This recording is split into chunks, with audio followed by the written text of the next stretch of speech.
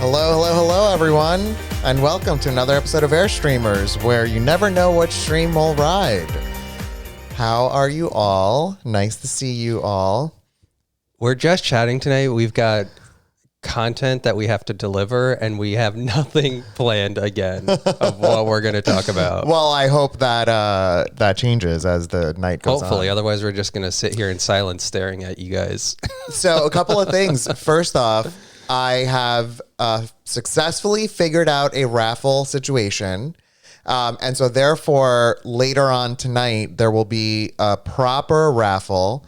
As in, what I mean is that like a computer will randomize and pick stuff. You just need to do something to enter the raffle, I should say. And point of something I should mention, subscribers are going to get more entries than non-subscribers. So everyone can still win, but the subscribers are going to be more likely to win based off of how we have it set up. Yes, happy early Mother's Day to all the moms out there. I think that moms are something special, especially to, I don't know why, is it to gay men? I feel like gay men have a very strong attachment to their mothers. Is that a thing? So it's funny you're saying that, because as I was thinking throughout the day about things I wanted to talk about, I wanted to mention Happy Mother's Day, and I wanted to mention how mothers to gay boys are super special. And it's so funny that you just mentioned that, because we did not talk about that. We never. So wait, the goat that's in there, greatest of all time, not the fuzzy goat, came from Zig on Instagram. So thank you, Zig, for sending it. It's from Al Johnson's again. No, it just took a tumble. And we named him Jimbo because it came with a little tag that said, you're adopting me and I need a name, right? Yeah. So Jimbo is a pretty fantastic name, I think. I think of Jimbo. I think of the drag queen. The drag queen, yeah, exactly. Oh, God, I follow him. He's amazing. I love Jimbo. I can't get this. He's so over the top. I feel like he's so in line with our humor. Yeah, he's so funny. I love him. So getting back to the Mother's Day thing with the gay boys, I don't know. I can't really specify why I think that's the case.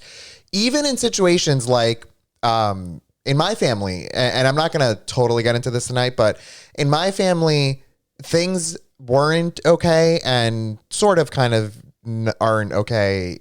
You're still super at this close point with your mom, though. But, right, with that said, there is something special that I feel with my mom. And I think that it's because at like a fundamental level, I just feel like no matter the scenario, that she still like sort of unequivocally loves me. Of course. I feel like I'll never understand what like having a kid, like having that relationship. You know what I mean? It's like hard to describe. Look, let's say we adopted a boy or a girl or whatever, right? I still think this is not going to say that we're never going to love that child as much as we love our mothers or vice versa. I'm just saying that there's something like, well, I think if you grow up with like that same time, like if you're both growing up and like the reason why I'm saying it is because, listen, I'm pretty certain we're selfish and we're not going to have kids because we're too into ourselves. That's the thing.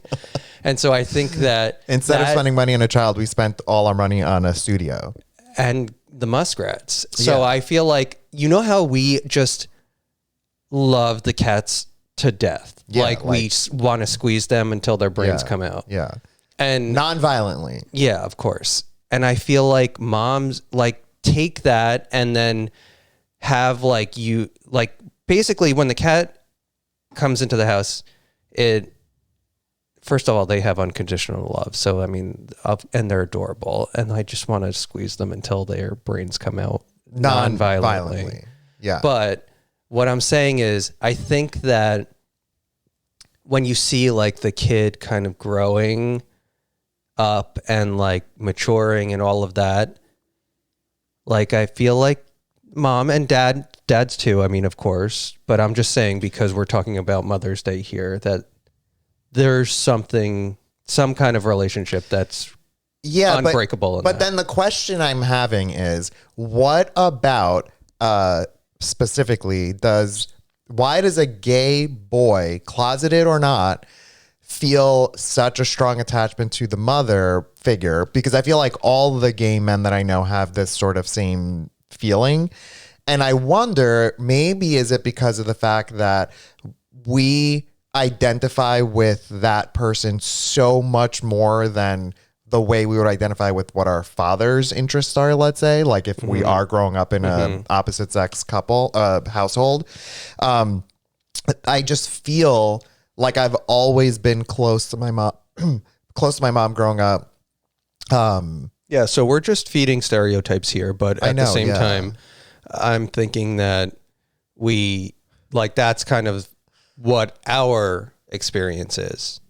But I feel like there are probably a lot of gay men out there that just relate a lot to their fathers, but I feel like the stereotype is that gay men relate to their mothers more. For sure, because this is the experience that I've lived, and I'm just and your projecting experience that on everybody. Is the only experience. Yeah, I'm right? projecting that on everyone. So isn't it crazy? Yeah. So like Bella said, I apologize in advance for getting drunk and ranting about my insane mother. We all, Heidi said, I'm just staying quiet, LOL. Yes, this is kind of neediness maybe towards the mom. This does not mean that everyone has had this experience. And I, for one, have grown. I don't feel the feelings I had when I was younger, but they are still there. And it's complicated to explain because there's like a lot more to it. So I have like a explain, random memory that of growing up and that I kind of associate with that like important relationship. I just remember when I was like before school. So this must have been when I was like 5 or younger. And not only like a close relationship with my mom, but a really close relationship with my grandma, and going out and looking forward to them they went out and they would go shopping together. And because my mom was like a stay-at-home mom at that time. And then going to like get breakfast together, like those were like very nice memories that I have in my head. And I call my mom all the time to like just check in and see how she's doing and everything, even though I haven't seen her in. Yeah, I mean, we haven't seen our parents in over a year. It's insane. And it's funny you mentioned that your grandma, because I feel the same way about my grandma. And my complication with my family in Greece is that I loved my grandma. Like in order of people that like I loved most at this time, it was like my mom and then my grandma, and not my mom's mom, my dad's mom. And no shade to my mom's mom, just this was how I felt. And we grew up, you know, you're saying going shopping. My experience with my grandma was going to the farm to pick up the eggs and from the chickens and like fend off like the creatures and like go to the cornfield. Okay, well, obviously you grew up a little more masculine than I did because we're literally shopping and then going out for brunch. Yeah, but not necessarily, because I was doing with her, and this is so stereotypical where we're going to go on right now. No, I don't have a plaid romper on. The keyboard is covering my shorts. That would be awesome. You can see it. In Greece, there were gender roles that the families had and still do. And so the woman, and this is like, I can't even speak this because it's so horrifying, but the woman would do a certain thing and the man would do a certain thing. And so I would typically, growing up with my grandma, would, for whatever reason, do what my grandma did. Isn't that interesting that I would end up doing that? Because I feel like, why didn't I do what my grandpa did? Yeah, I mean, you know, and where does that come from? Like, it's just a. Are you okay? Yeah. So, I did not schedule this, but I think my students are taking an exam right now, and I think some of them have questions. So I'm just replying. Are you literally replying right now? They're probably freaking out. So I feel bad for them. Oh my God. Live in the moment. Chris is a teacher, if you don't know, a college professor, while also doing his, This is really full-time the job. important work, though. Here is the important work. The education? stream. Oh, I mean, yeah. I mean, Yeah, literally, yeah, this is what I live for. But the other thing that I wanted to talk about, because I was all about going out to eat for brunch before it was cool. Like, I feel like I invented that as a kid of like, let's go out. And I remember another thing where there was a next door, like our next door neighbor we were really close with. And she would always take me and my mom out for like lunch or brunch, whatever.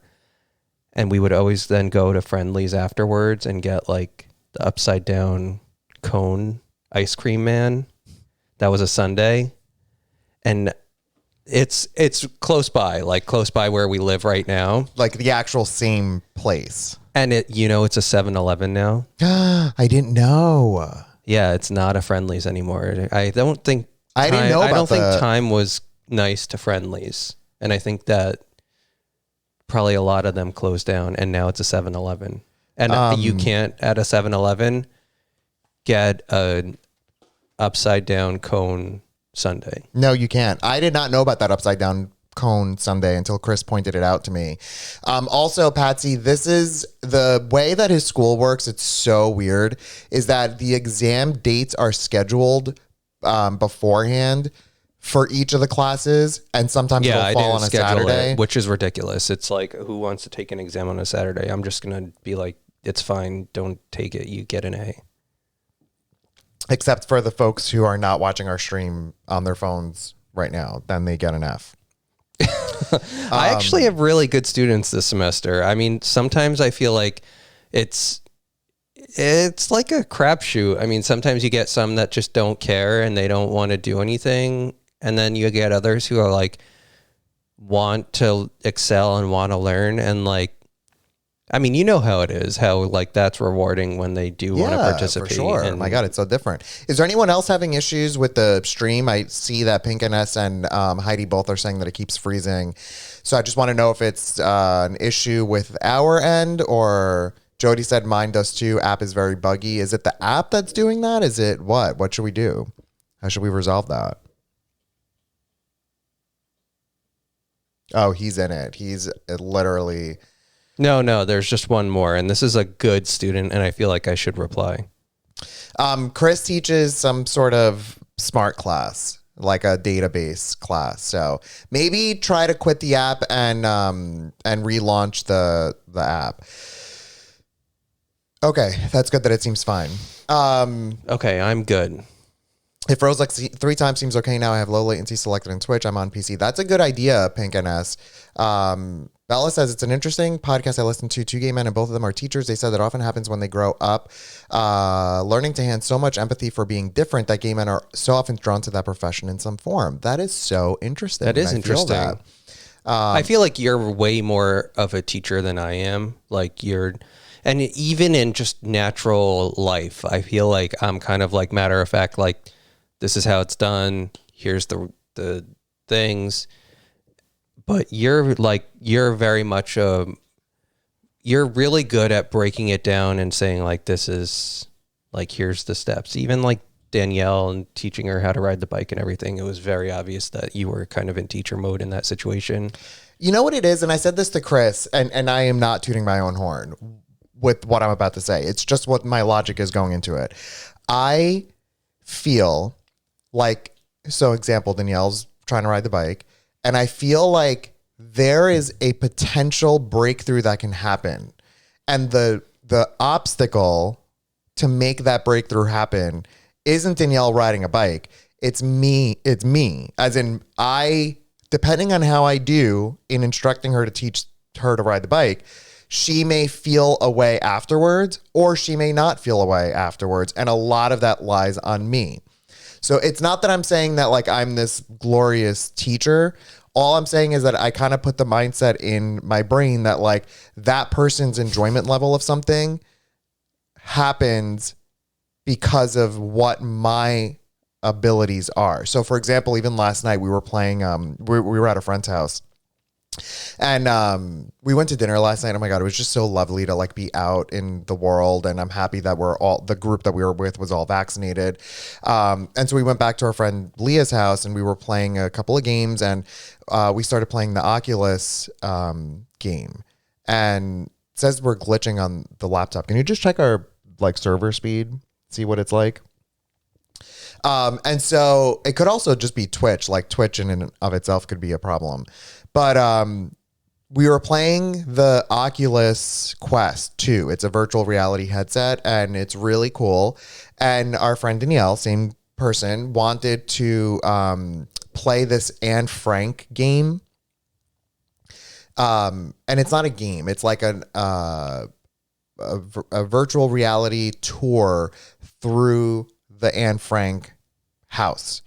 And Danielle had never played VR before, and it was very difficult to help her navigate how to play the game because we can't see her. A virtual reality headset is like you put this thing on, and so she needs to control with her hands. And so, you know, a lot of people who were there were getting frustrated with trying to teach her what to do. And so then here's a moment for me where I'm realizing that if I also just sort of give up, you know, in that moment of helping her, she won't get to enjoy this particular thing that she was looking forward to using. So that's why I feel like when I get into this teacher mode, it's more because I realize that I have an opportunity to make that other person experience something with a positive memory versus a negative memory. Yeah, absolutely. I mean, it's working on my phone, but that doesn't mean that somebody's not experiencing issues. So maybe. Yeah. Look, so on our end, our internet is the proper speed. The bit rate that we're streaming at is fine. Both of our Twitch streams on our own devices are working fine.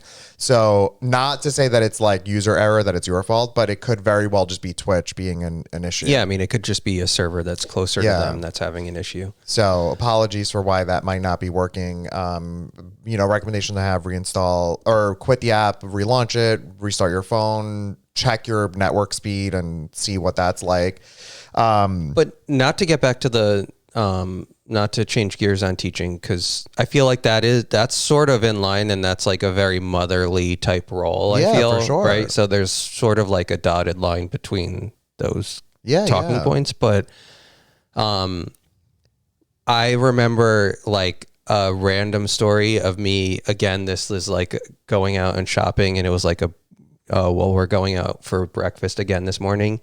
And do you know one time I how they had those they have them at Target still, where they have the racks of like the center with all the clothes in the middle. Yeah. I was totally one of those kids that just went into the racks and hid in it. Me too. And my mom couldn't find, and she was probably, I mean, I know she was in panic mode, but I was in there. And then I thought as a kid, it was a great idea to just get into the elevator and ride the elevator because that was fun. And I liked pushing the buttons, to the point where then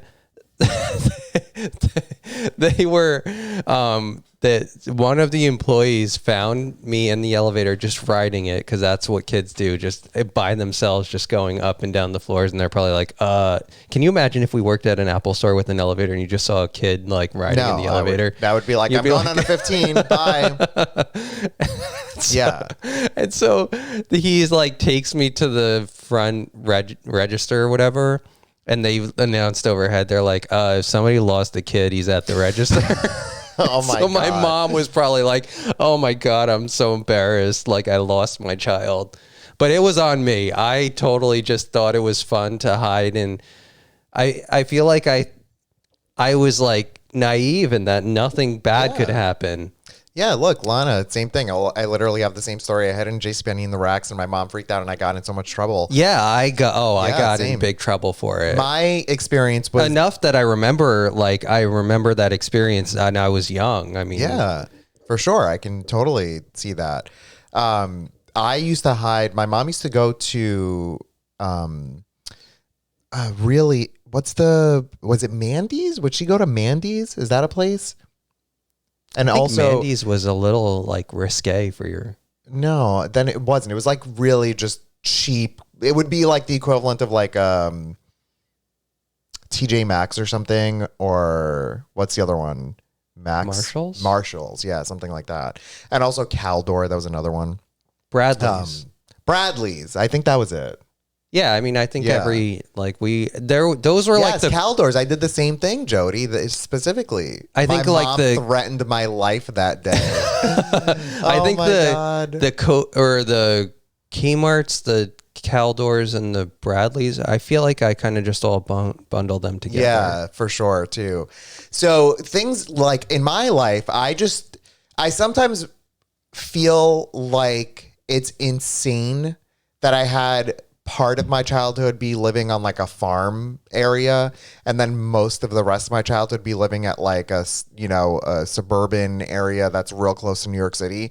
And so sometimes it's complicated because like I think I had a different viewpoint when I would walk into like a mall, because I'm like, what am I looking at? Like, this is a lot. There's a lot going on here.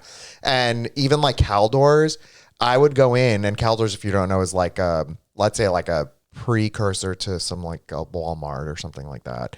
Wait, was it, or was it like Kohl's? I feel like it was like those same. No, because there was toys, there was anything you wanted. Yeah, but doesn't Kohl's have toys? Maybe it was like a Target. Kohl's is just clothing. Yeah, like a Target. Wait, is Kohl's just clothing? Kohl's is just pretty much just clothing. Really? Yeah, I just went dress shopping yesterday or Friday at Kohl's, but there was no MCon was banned from Bradley's for shoplifting. Oh my God. I stole something once from Food Town, and that was a fun time because I didn't realize what I was doing. In my mind, I was like, oh, I could take it. All right. And then I think kids just don't know. Yeah. But I want to just shift gears and go back to talking about the photos we sent out on the giveaway. So a lot of you reached out and asked how many likes did that photo get of Grookey? And the final count is close to 550 likes on that That's photo. The cupcake one, right? That's the cupcake one with Grookey eating the cupcake. And what's absolutely mind-boggling is that is our highest liked photo on that little platform that exists. And all of the top photos are Chris's design. Like Chris had been involved. Mine was the worst. Like whatever I picked and stuff, that was my worst. So I'm seeing all these names come through right now. Montgomery Ward, I never knew. Woolworths. I know Woolworths. Alana just bought an air fryer toaster oven from Kohl's. I wonder if their website though has something different, because the Kohl's that I go by, like that I went to one time. I always thought it was like a Target. No, it was all clothing. The only thing was clothing. And you know what's funny? And I'm going to divert here for a second, but this is not funny at all. But I was dress shopping purposefully for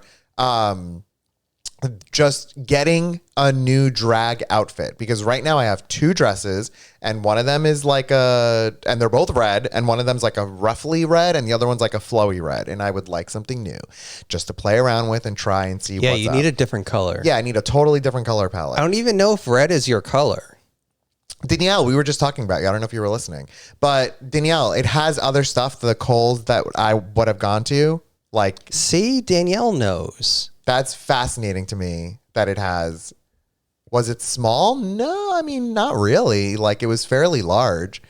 Large stores like Kmart or Walmart make me uncomfortable. For some reason, I always had to wait outside. Yeah, I mean, they're massive. Like, it's like a whole little town in there. You can get lost. So I went to the Kohl's.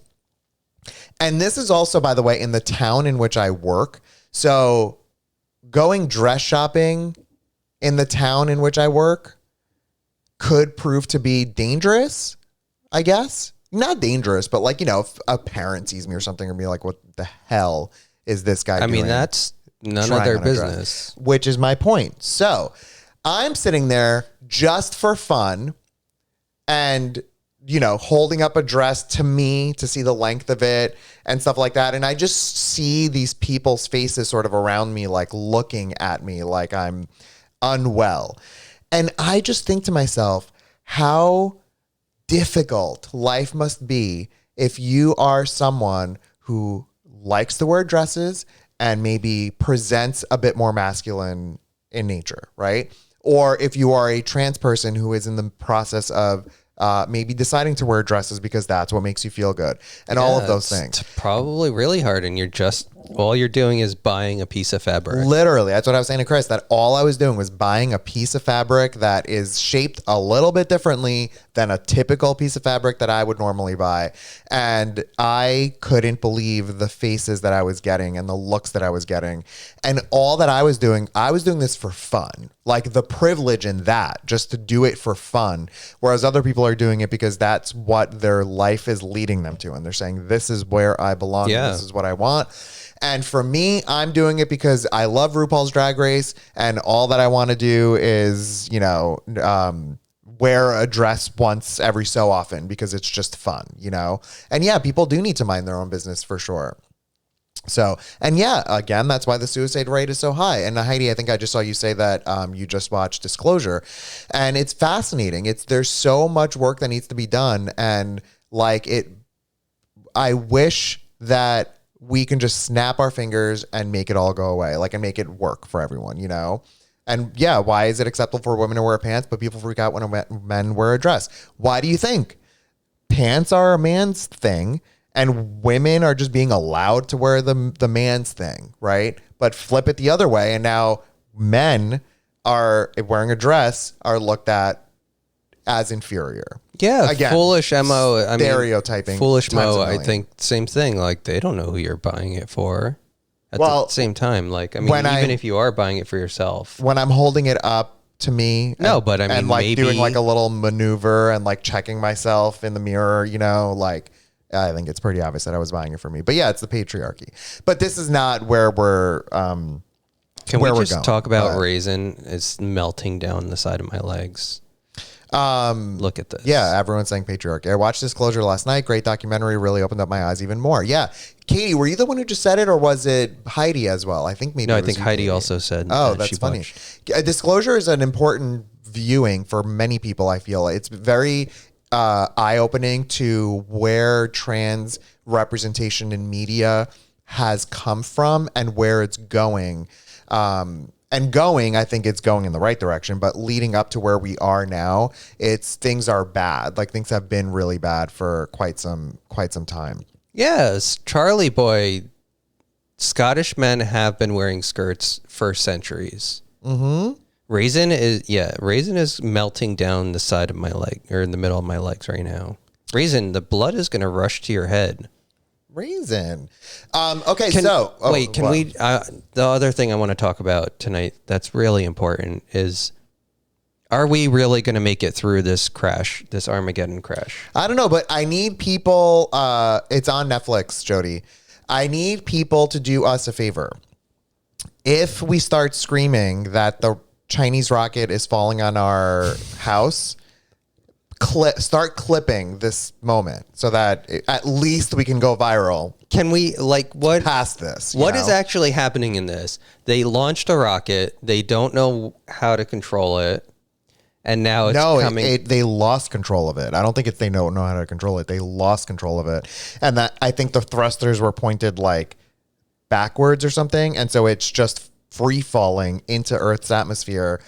So if you're unaware what we're talking about, don't freak out. This is not like they're launching a nuke at us. They launched a rocket into space for scientific purposes, and they lost track of the rocket, and now it's just orbit is decaying back to Earth. Yeah, and we don't know where it's gonna hit. And because the orbit is going to be like, as it's falling, once it enters Earth's atmosphere and it starts doing its like transition into like the land part of Earth, like the center part, then 2 hours before we will be alerted as to where it's landing. They can't determine it because if it's 1 mile an hour different as it's falling, it will fall like 18,000 miles apart from where they thought. So there's no way they can determine where this is. They on the map they said it's like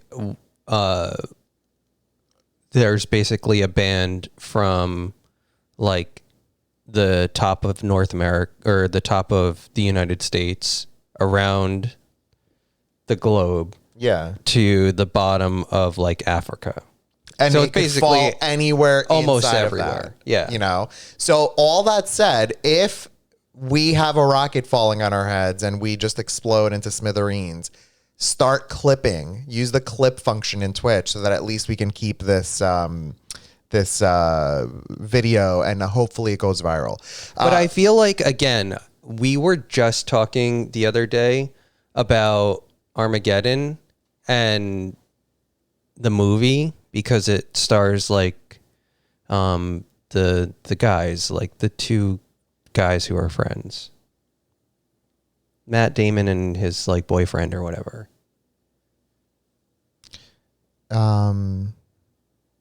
What's his name? Oh my God, can I get it?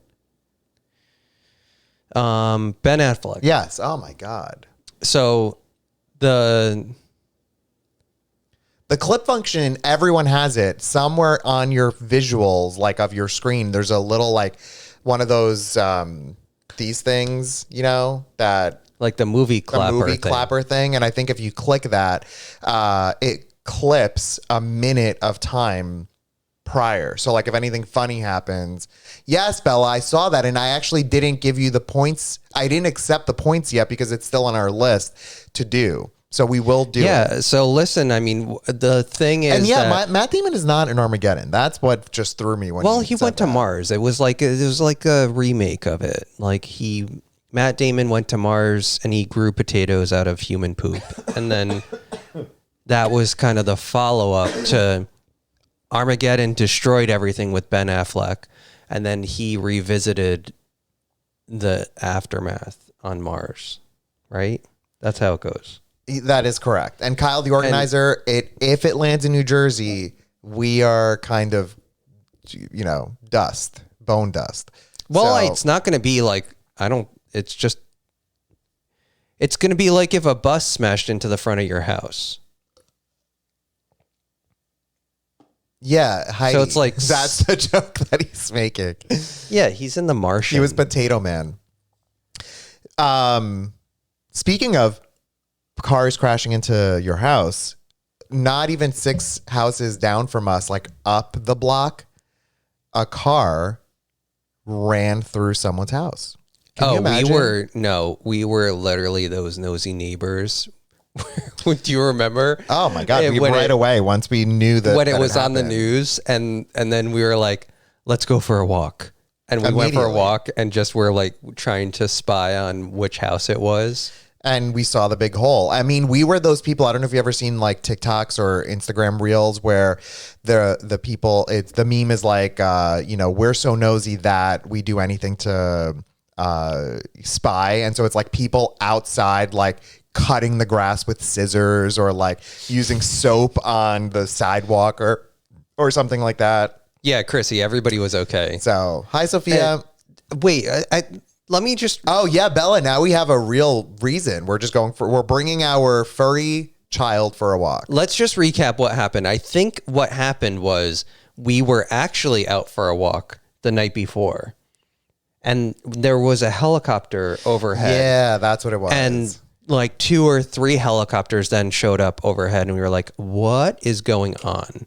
And so... then we kind of like waited for the news to publish. And when we went back and we looked, we found out that a car had crashed into somebody's house, and it crashed into like the basement. So like it kind of like went under the house.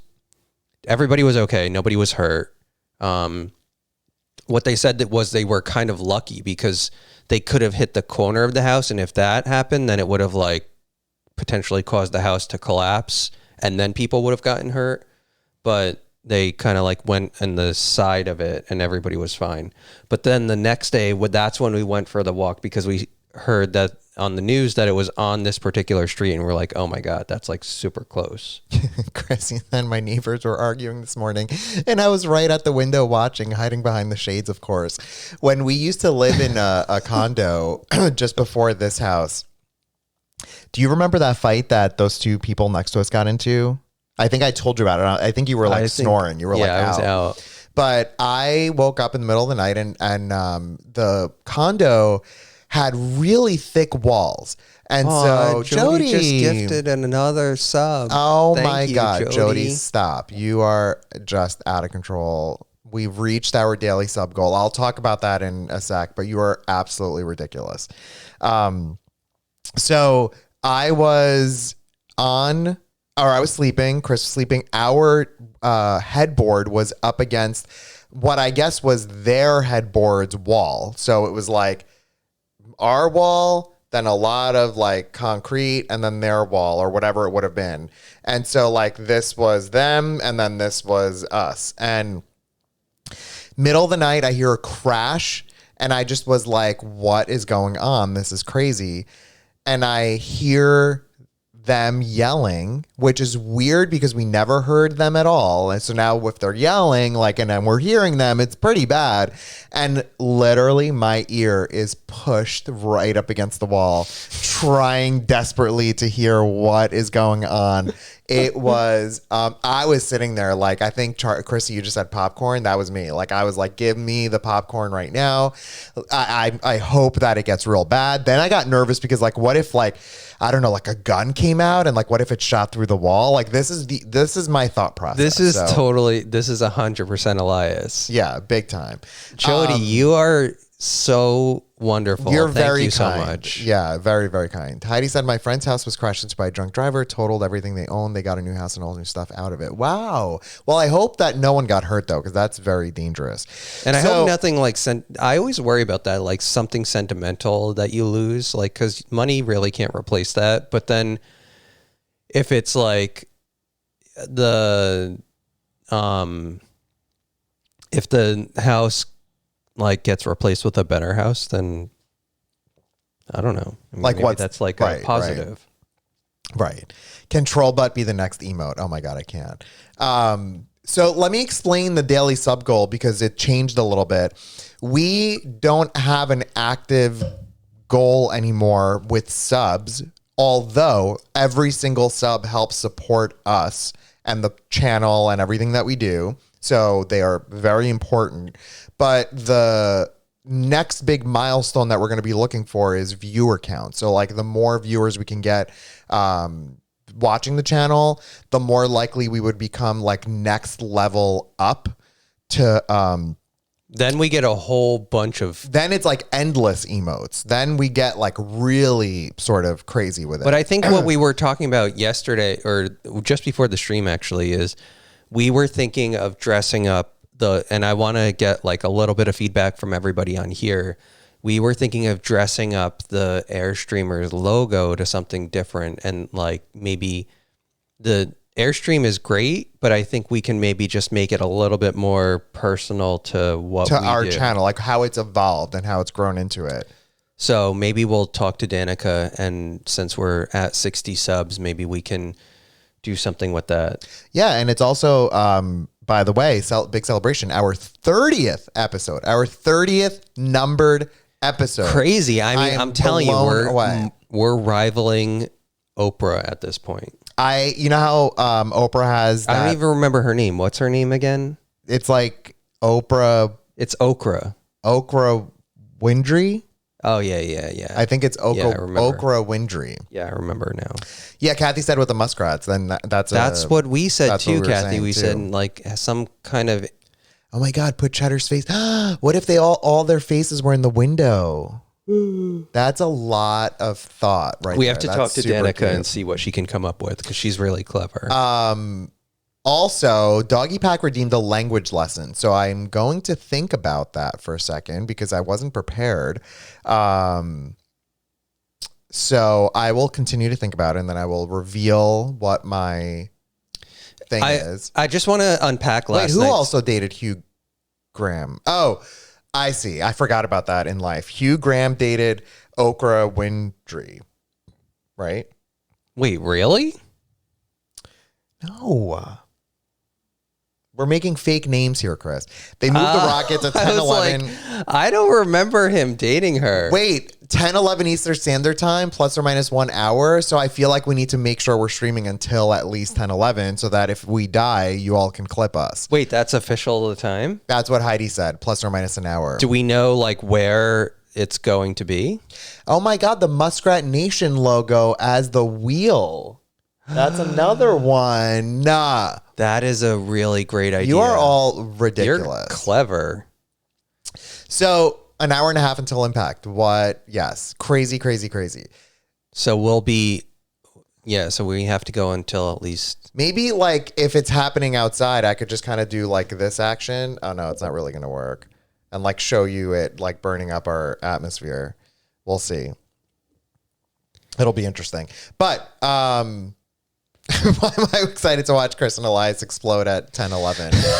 I do really like this Muskrat Nation logo as the wheel. If we redid the Airstreamers logo, like in a way where the wheel is bigger or something, there's a lot of opportunity there for that to happen because that incorporates both of these things.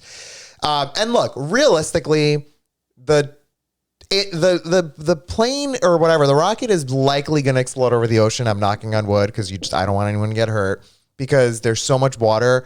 But it blows my mind that there's like a possibility that you could just be sleeping in your room and a rocket falls on your head in an hour and a half. You know? Yeah. So, you never know what rocket will ride. You'll kill You'll die from. Yeah. This troll butt as an emote, though, at some point, I'm kind of not hating on that. I think that's sort of funny. But would that get approved, a troll butt? Yeah, I mean, if it's like a Valheim troll butt, I get what you're saying, but it's also like, I think it would get. The most gift subs should have total input in the logo. That's not a bad idea.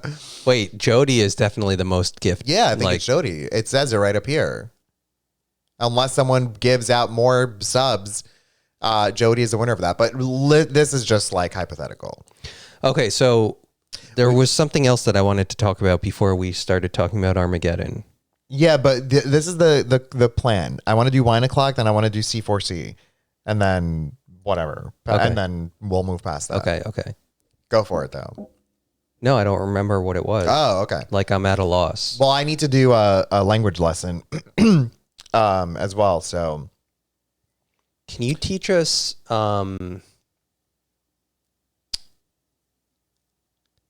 I agree, Heidi. 1,000,000%. I feel like one of the... Sandy, it's the whole world. Like, what I'm saying is... Oh my God, you said C4C. Yeah. No. Why? Can Chris get it? Oh, what are you... C4C. Oh, that's like a thing that you're going to talk about. Yeah. Okay, well, they don't know what C4C is. I know. I'm talking to you. Oh, okay. Oh, my goodness. You're definitely in teacher mode right now. No, I'm not in teacher mode right now, but can I tell you that like I did this Jess Sims workout? I mean, listen, we all love Jess Sims. She is a wonderful human. She's like basically my best friend on Peloton. And I did the Saturday 60. She does a 60-minute boot camp on Saturdays. And I've basically caught up to all of them because she hasn't been doing them lately. And I was destroyed after it. Like I needed to rest. I needed to nap. You died for like 3 hours. I fell asleep in the chair after we watched a show. We had lunch. I sat in the Drag chair. Race Down Under. And Raisin curled up on me, and I was just out, like totally out. And then I woke up, and it was like, what was it, like 10 to 7? Yeah. And I was like, yeah. And that was, I had already like been up, like I was doing stuff. Like, I fed the cats, all that. I need a word. What's the word? Why can't I think of any single word? Bella said... No. Like, like when they teach Bella said, what about please and thank you in Greek? But I feel like I already did that. I think you did do that. But what about like, can I go to... Where's the bathroom? Because I feel like those are common things that you would ask when you're out on like vacation. You know what's really weird? You're saying that most of the time, Chrissy, we'll revisit that. when you talk about the bathroom in Greece, you're literally asking where is the toilet. So you'll say toaleta, which is toilet. I think that a lot of Toaleta. places are like that, though, right? So like puine y toaleta, which Is means the where's water toilet? closet a thing too in Greece? No. I mean, I think they might. No. Because I think like when I went to, I think everything was labeled the water closet. Oh, how do you say? Do you speak English? Milas Anglica. Aglica. So Aglica is the language of English, like Anglo kind of similar. So milas means do you. Something that Greek does that I think is really, really interesting compared to English, and most of the Romance languages do this, is this concept that the verb has the pronoun in it. Jody. Or whatever. Am I saying that right? Like, milao means I speak. I. Milas It's conjugated. means you speak. Yeah. So the beginning I, you, them, they, whatever, doesn't need to be said in Greek because the word itself denotes that. So milao, I speak. Milas, you speak. Milane, they speak. And all of that, So I think when I learned that in Greek or when I knew that in Greek and then I came to America and it was this weird like I, you, us, them, they, we, all of that was weird to me. Yeah, Sam is saying the subject's implied in the verb. Yeah. And to some degree, I think that the English version is actually a lot easier because the verb is just the word. And then the rest of it is It like just has the tense. the tense. in it. Yeah. That's the thing. No, not the tense. That's not the word. No, the verb in English has the tense. But the tense, isn't the tense like I went versus I'm going? Yeah. That's not what I'm saying. But I'm saying that it separates the subject and the tense. And the subject but and the verb. Yeah. But the tense is where present, past, or future. I know, but in like Spanish, you have the tense and the subject all combined. So you would have a different ending for a different tense, but you would also have a different ending for a different tense and a different subject. I think you're misusing tense. No, the ending would, in Spanish at least, is like you might have O for present tense, but you might have for first person present tense, but you'd have a different ending for first person past tense. Yeah. Present, past, and future is one thing. But when I'm saying if I speak or if you speak, that's not present or past or future. No, I'm saying that the verb in this is not teacher mode and I don't speak Spanish fluently, but what I'm saying is that the verb and the verb has both the tense and the subject combined in it in like Spanish, and sounds like in Greek too. Yes, it's the but same. in English that's not the case. It just has the tense. Correct. Yes, got it. We're on the same page. Jody said that all you need to know when you're ordering drinks is ouzo. Yes. Because Bella asked if you could give a lesson on how to say, get me a drink. How would I say that? I don't really know how. I would just go up to the bar and say like, Thelo and... How do you say beer or wine? Bira. Wine, I think I Crassi. know. Crassi, yeah. Yeah. Which is, I mean, folks, you just got all of the free language lessons. I'm basically Duolingo right now. So put your Bambis away. You don't need to use them anymore. You now know how to speak Greek. At Stromberg, my first language was Greek. Steve, I think in English now, but there are certain words in particular that I think in Greek in, and certain concepts that I think in Greek in. And I feel like I've taught Chris many of these words because I just don't think there's an English equivalent. Yeah, look, Salmon Watson, thank you. Doggy Pack said, my parents still have bottles of ouzo in the basement for my oldest brother's baptism. He's 45 now. Ouzo is like rough. Like, it's a whole lot. I remember when we were in Cyprus and we went to that little like village town in the mountains and we got dinner there. It was this beautiful, like what you would imagine a very cottagey, nice, open restaurant to be. Very like small. That was so nice. It was super small. There were like So only a nice. couple tables and it felt like there were the regulars there and then us. And the regulars, they knew all their orders. And it was uncomfortable. bonkers. Do you remember that? Yeah. And we sat uncomfortable for the people who were regulars because they didn't even place their order. They just brought them their food. I mean, they didn't even know that they were like coming and they just suddenly had food for them. And we sat down and had such a blast that night. It was so much fun. And this actually brings me to what I actually wanted to talk about before we go to Wine O'Clock. We had ouzo that night. We also had like the Greek coffee where they turn it over and read your fortune, which is a whole thing. And then what I wanted to talk about is when we went out to dinner last night to this Mexican restaurant, it was delicious. It was so good. And our friend Leah, who you guys have seen on the stream before. No. They've never seen her. They've seen she's her been like in the chat before. Yeah. She knows the owner. So the owner of the restaurant also owns a salon that does her nails. And so this is kind of where the connection happened. And she's like, oh, you need to try Maria's restaurant. It's really great. And so we planned this. All of us went out to this restaurant. The food was incredible. And Maria came in later in the night and sat down and just started chatting with us. The nicest person. She was lovely. Oh just my God, it was like immediate. Like she was like our friend, and we just sat there chatting. Seconds in. I don't know if like you've ever experienced something like that with anyone, but I felt seconds in that we were close kindred spirits, like friends. I want to hang out. Like it was the coolest moment. She was so nice, and she was just like having a glass of wine with us. Just chatting about nothing, like literally just sitting there doing this, like just chatting with friends.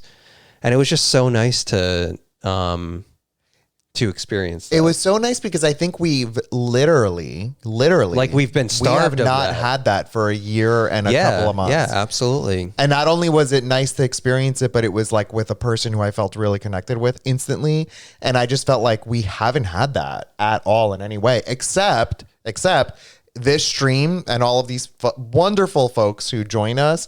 I do feel that way big time. I feel like I've learned all these different people, and I feel like it's just been remarkable. But doing that in person is a very different scenario, and I felt like we got that last night. Yeah. Soko is disgusting. I can't do it. I wanted to go back to Ben. Ben, are you doggy pack? I think that you are from Tonal, because I thought that what was it? The last time I said doggies, I thought was Ben. You're Greek, and that's where the ouzo is coming from, because that. Then you would have had the same baptism as I would have had, which is a whole lot. And Chris, we've experienced that together. Wait, you're not 45? No. What? What do you mean he had the same baptism? No, like the Greek Orthodox baptism that we... Oh, you need to... Let's go to 1 o'clock and then guys remind us, because you need to just tell that story. Okay. I kind of feel a little bit bad, but it's fine. We'll talk about it. No, you should tell it. Yes, it has been from Tonal. Okay. That is a great story. Okay, I will share that story after 1 o'clock. Yeah, first we need to be classed up. Yeah, Sue, isn't she so sweet? And Heidi, Leah's nails are done by this wonderful woman that we're talking about. Okay, we're going to move to 1 o'clock. Wait, and I mean, Sue was there, so obviously it was a blast, because you all know how fantastic Sue is. Yeah, Sue is just the best. I mean, you really love Sue. The new Kevin Bacon. Sue, comma, the new Kevin Bacon. Kevin Bacon, comma, the new Sue. No, that doesn't work. No, because it's Sue first. You're right. But my relationship with Sue started in second grade. I think I may have mentioned this story, but I will tell it again. And Sue, I came to America in first grade. And then in second grade, when I finally learned English and felt comfortable enough to like talk to people, I went up to Sue at a specific point in time at the cafeteria to say hi to her because I always rode past her grandma's house to get to school. And the grandma's house had like a flyer on it that said the Sue's last name. And I wondered if Sue was related to these people or if Sue lived at this place. I didn't know. So I specifically waited for Sue to go throw out her garbage because she wasn't in my grade, like in my class, I should say. And while she was throwing out her garbage, I threw out my garbage and I said, "Oh, are you Sue?" Whatever. And she was like, "Yeah." And I'm like, "Oh, do you live on this block?" And she was like, "No, that's my grandparents," and threw her garbage and walked out. And like, I was horrified because I felt like I just effed up. And I'm like, no, I want to be friends with Sue. I love her so much. And then you do not talk to Sue. Sue talks to you. Yeah, this is correct. And so long story short here, Sue was one of our witnesses at our wedding. So yeah, totally. That's how we wouldn't have it any other way. So, okay. Can we move to 1 o'clock? Because I would like some wine. I mean, this is just chatting, and we're going to just keep chatting. And keep drinking. Okay, we are going to move to wine o'clock, and here we go. Our wine of choice tonight is what I think is what apparently the man said, a new version of Apothic.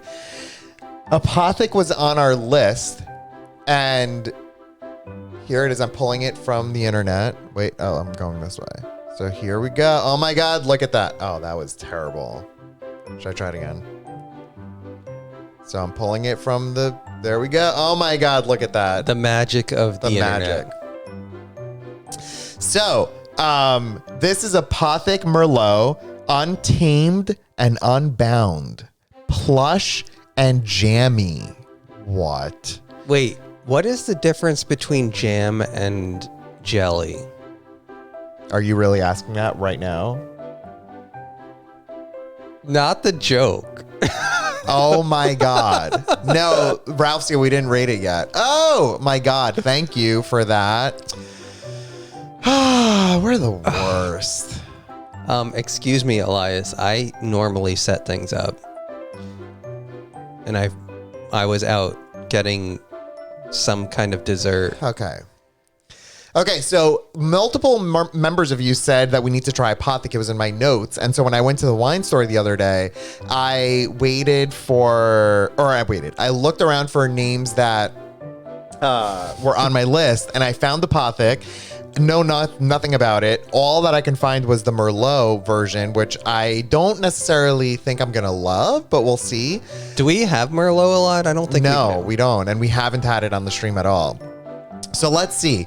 Inspired by the Apotheca, a mysterious place where some of the earliest wine was blended and stored, Apothic Wines offers a truly unique wine experience. Okay, wait, let's pause.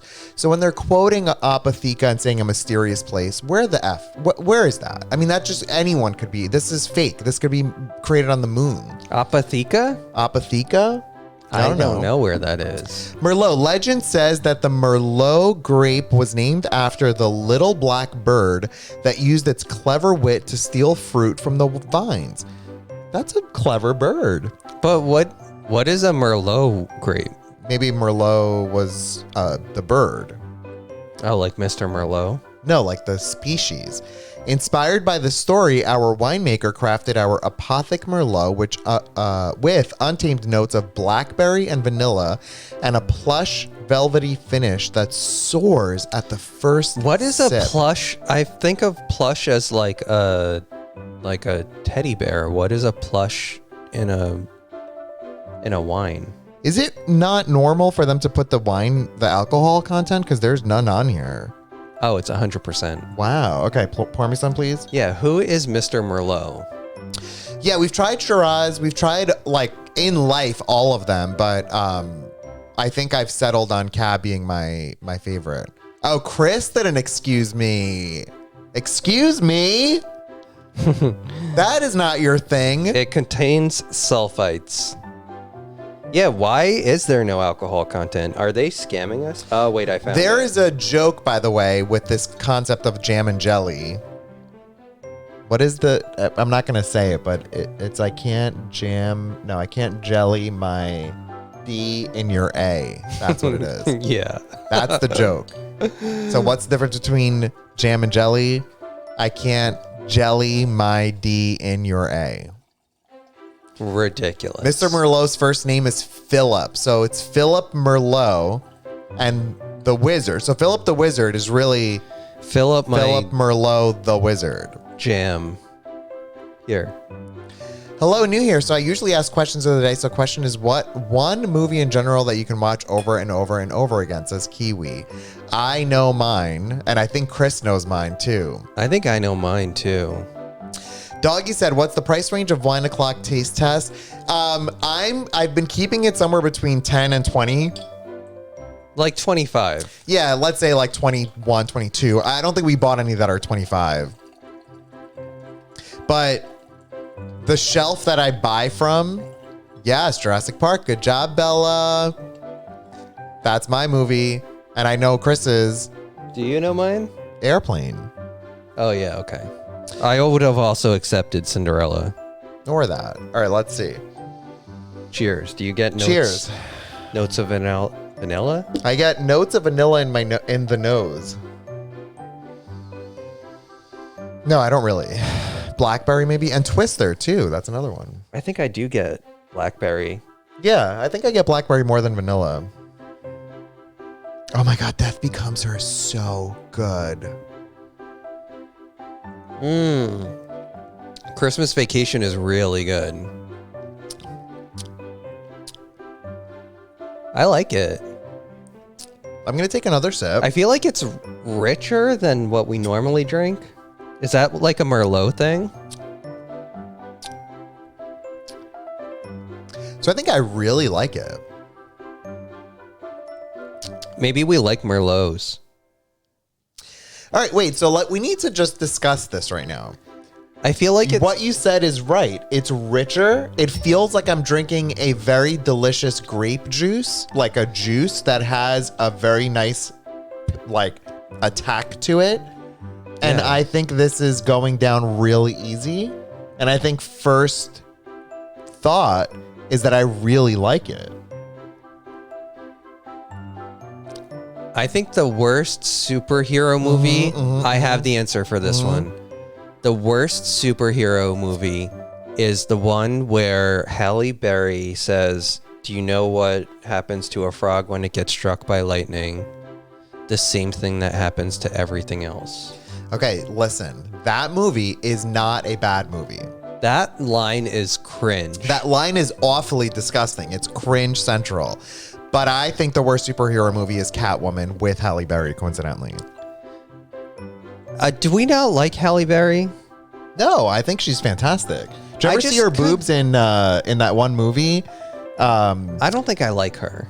I really like Halle I Berry. think what I don't like is that when she won was the like- award, I was all about it. I love Halle Berry. Wait, what award? She won an Oscar, and I think she was the first, something to do with the first black woman who won for best something. Maybe it was Okay, best that's actress? great. I think why do I know something that where like she wouldn't do a movie or something because she wasn't getting paid a lot, and then other people who were like doing a lot of I think she like other people who were doing more stuff were getting paid less than her. I don't know.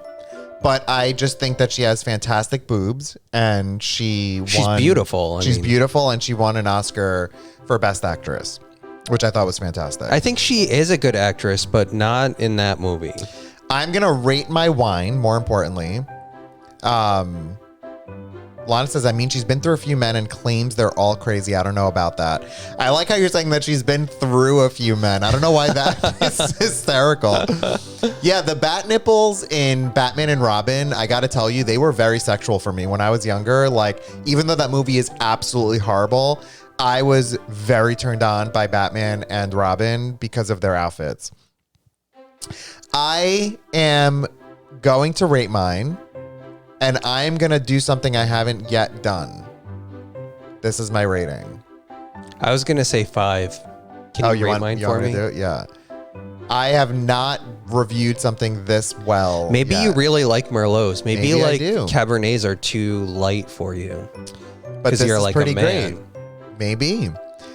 Spider-Man Far From Home was the worst one for me. Don't come for me. We have all opinions. I am going to not come for you since you're a new viewer and you are joining us, and I appreciate it, but I disagree. But we can move on. Wait, what's Far From Home? Did we see that? Yeah, the second. We saw them. The second one with Mephisto or whatever his name is. What about Swordfish? I thought that was a good movie. That movie, I think, is the movie in which you see Halle Berry's boobs. Wait, and you gave a 6, beautiful. not a 7, right? Yeah, I gave a 6. Okay. Okay, so wine review. Apothic Merlot. I'm giving it a 6. Chris is giving it a 5. So Bella said, that reminds me of a watch and chat. We can watch a movie on a streaming service while discussing on Discord, a Facebook group I'm in, does it. That is very interesting. I like that. Yeah, doggies. I think that I am getting that, like how different they are. I feel like I could tell a Merlot from a Cabernet now. If you gave me 2, I would be able to tell you which one is the Merlot. Wait, I'm moving away from this to cameras only. So please lower that. Okay. Heidi said that here's one that'll get me yelled at. I hated Black Panther. I'm literally blocking and reporting you right now. I think Black Panther was like one of my favorites. Mysterio, that's it. Not Mephisto. Oh my God, I'm the worst. Winter Soldier, it was very good, I thought. Doggies get in the pack. I don't know what you mean by that. Wait, can we talk about Winter Soldier and long hair versus short hair? There is nobody on this planet right now. Oh, you're talking about Falcon and Winter Soldier, the short-haired Winter Soldier. Including the people who are getting blasted into space right now by the rocket that's crashing into Earth. Yeah, are we exploding yet? Does anyone know? There's nobody who thinks that the Winter Soldier looks better with long hair. I think that he's so sexy with his short hair. Oh my God, so sexy. Like, and the way the two of them talk to each other, there's like all these memes online of them being like a thing, like that they're a couple. So, there's a live watch of the rocket on YouTube. Okay, well, if you're watching that, Heidi, you need to be very quick to tell us when we need to either run or just say goodbye to all of you. Do we have to like hide in the basement? I doubt that we would survive that. But I'm pretty sure Lana has dibs on Eloise and Bernie, if I'm not mistaken. So yeah. Definitely short hair for what's his face? What is his name? Bucky. No, but his real name. Oh, I don't know. I actually don't know his real name. Oh, Doggy Pack is inviting Doggy 7 to my pack. I understand. You have to be good people with a dog theme in the muskrat. Oh, got it. Got it all. That's really funny. We're in the minority. Yeah, that's hysterical. Have you seen him in the costume as Tommy Lee? No. Oh, stop. That's him? Jody? Tommy Lee and Pamela? Like, that is him? I am blown away that you're telling me that.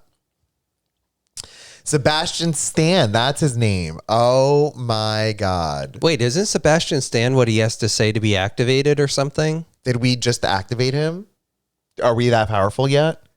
Yeah, I mean, the internet is a powerful thing. Okay, so we are going to... I don't even know what we're talking about. Jody, I am blown away. I saw that photo today, and I didn't know who he was. Like, I didn't put 2 and 2 together, but I definitely thought he looked like Tommy Lee, and I thought that Pamela looked like Pamela.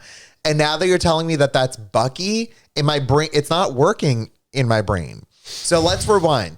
Tommy Lee and Pamela Anderson were a couple on whenever that was that they existed.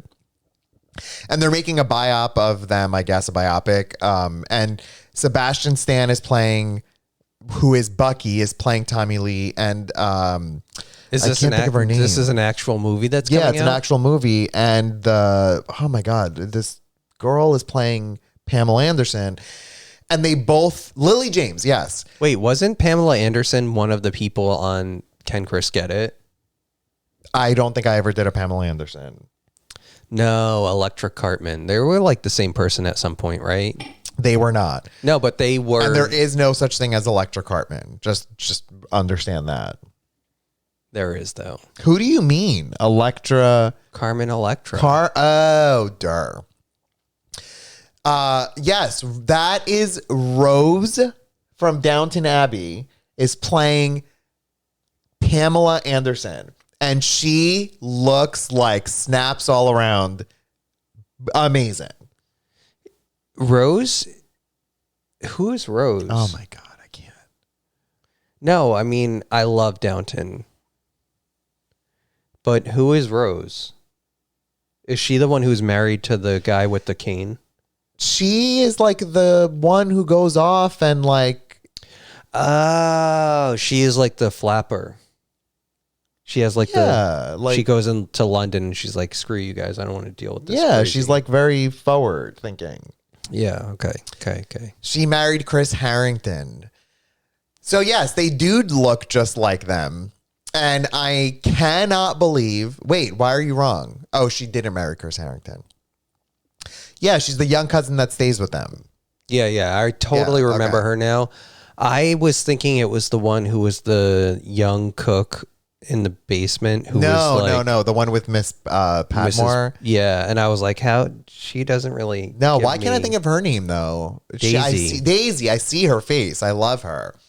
Oh my God, what a good show. Oh my God, the best. All right, listen. So we're gonna move a bit. Was there supposed to be a story after 1 o'clock C4C? Yes, that's what I was literally just about to get to. You're reading my mind. So I don't even know where to begin with this story, but I will start by piggybacking, which I hate that term, off of a story that Chris shared last week, which was us getting a flyer to ride our bikes from Boston to New York. So that day, let me just recap it really quickly in case you weren't listening to that that story when we talked about it on Thursday, I think. But me and Chris randomly went to a rainbow crosswalk in New Jersey, the first legally recognized rainbow crosswalk. What I mean by that it was legally recognized is that it wasn't just like an art installation. Like this was a crosswalk that people could cross in that happened to be painted rainbow, and like it was registered as like a crosswalk. So it was very cool that and I think it was city did painted that. like right around Pride Month, which we're coming up on now, right? Yeah, we're a month away. And so me and Chris went to do that randomly, and then happened to get a text from his sister that said, oh, I'm at a Pride event. And he was like, oh, where? And she was like, oh, in whatever town we were in. We were literally in that space, in that town, in that moment, not realizing that we were all together. So we went and visited her, and we posted pictures of that crosswalk. Whenever that was. mean, that was unplanned. My sister was there because she has a trans daughter, and she was at the Pride event with her, and we just showed up because, I mean, we literally only just went to the crosswalk. Yeah, I mean, crosswalks are a real draw. Big time. Everybody wants to see a crosswalk. I mean, I'm surprised that it wasn't packed and that we weren't unable. We drove an hour to see a crosswalk. And I'm surprised that we found parking and got to even see and that there wasn't the a line. crosswalk, Yeah. you know? And that it didn't cost money to see the crosswalk. I agree. And we walked across it literally like the Beatles walked across the crosswalk. I felt a moment of enlightenment. Like I felt in my body a lightness happen as that went down. I don't want to minimize it though. I love that they're putting it out there that it's that this town openly supports LGBT, but it's a crosswalk. No, I know we're joking, but we ended up happening to be in that same space as my sister-in-law and Chris's sister, and our trans daughter, or her trans daughter, our trans niece. And we also happened to be approached by a random person who I think now know. I'm pretty sure we put two and two together of who that person is. But do we know though? I feel like Jess. I feel like it's Jess too, but it's like a literal random person at this Pride event that just said, "Hey, you look like cyclist, or no, you look athletic." And by the way, by this point, we were not. Like, we were both much heavier. We were both very unathletic, like big time not. And she said, "You look like you're athletic. Here's a flyer. If you want to ride from Boston to New York, 275 miles to help support the LGBT Center in New York City, raise money for AIDS research, please join us." And me and Chris are like, "She thinks we're athletic? What are we doing wrong?" Oh yeah, let's put this on the refrigerator because it proves that we're athletic now. Right. And so that's what we did. We just put it on the refrigerator. I don't know why. I really cannot tell you why we didn't throw that away, because we were not athletic in any capacity whatsoever. And so months later, and by months I mean a month later, we were sitting down and we were like, you know what? Why don't we want to do something for like the community? And I think the deadline to apply was coming up. It was like 2 days away. Yeah. Well, at the time, I don't think there's a deadline now. Like, I think you could still do it the day of. No, because what they did was they were booking hotels and doing all of that stuff. And so I think you had to, there was a cutoff of when registration ended where they could only support that many riders. And so we randomly looked at this flyer. We both were kind of joking, maybe we should do it. What's the worst that can happen, right? And something happened in us that night that we decided that we're going to ride our bikes that we've never ridden before. That we didn't even have. Yeah, from Boston to New York to help the LGBT community. And we were going to do that and be prepared for it in 1 month time, because it was happening at in September. So it was really like a month and a half, right? Yeah, it was about a month and a half. I need to just start by saying that it was an absolutely life-changing experience. Okay. In so many ways, from a physical accomplishment, just simply that, from a cultural understanding, from a feeling of inclusion in our community, a feeling of like support and help that we are providing our community. No, we didn't know about like announcing pronouns or anything like that prior to this that. was so long ago that I feel like we were like naive gays. Yeah, big time. And so the very first time that we went to any of the events, there was a tag that we had to put around our neck, and it said, "What's your name and what's your pronouns?" And I looked at Chris and I'm like, "Oh my God, my pronouns." I'm like, isn't it obvious?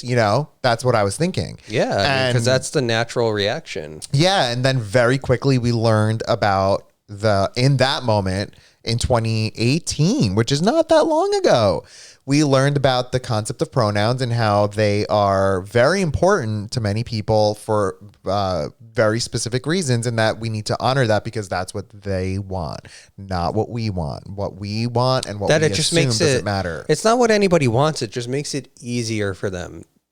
Yeah. You know what I mean? It's like, it's just... Oh, yeah. I see what you mean. It's just kind of like... It's an immediate awareness point. Yeah, I mean, it's like, I feel like if you were to say Mr. or Mrs., and that's kind of out of convenience because that already implies something. Like, why shouldn't other people who are trans or non-binary or whatever also have an equal convenience? Footing. I agree. So it was very, very enlightening. And I didn't finish my ride that year because I was hurt on the second day, but I did do more than half of the ride, which I was very proud of. Chris did the whole ride because he's a beast. And we did it again the following year. I did close to the whole thing. Chris did the whole thing. And along the way, we learned a lot about just a lot.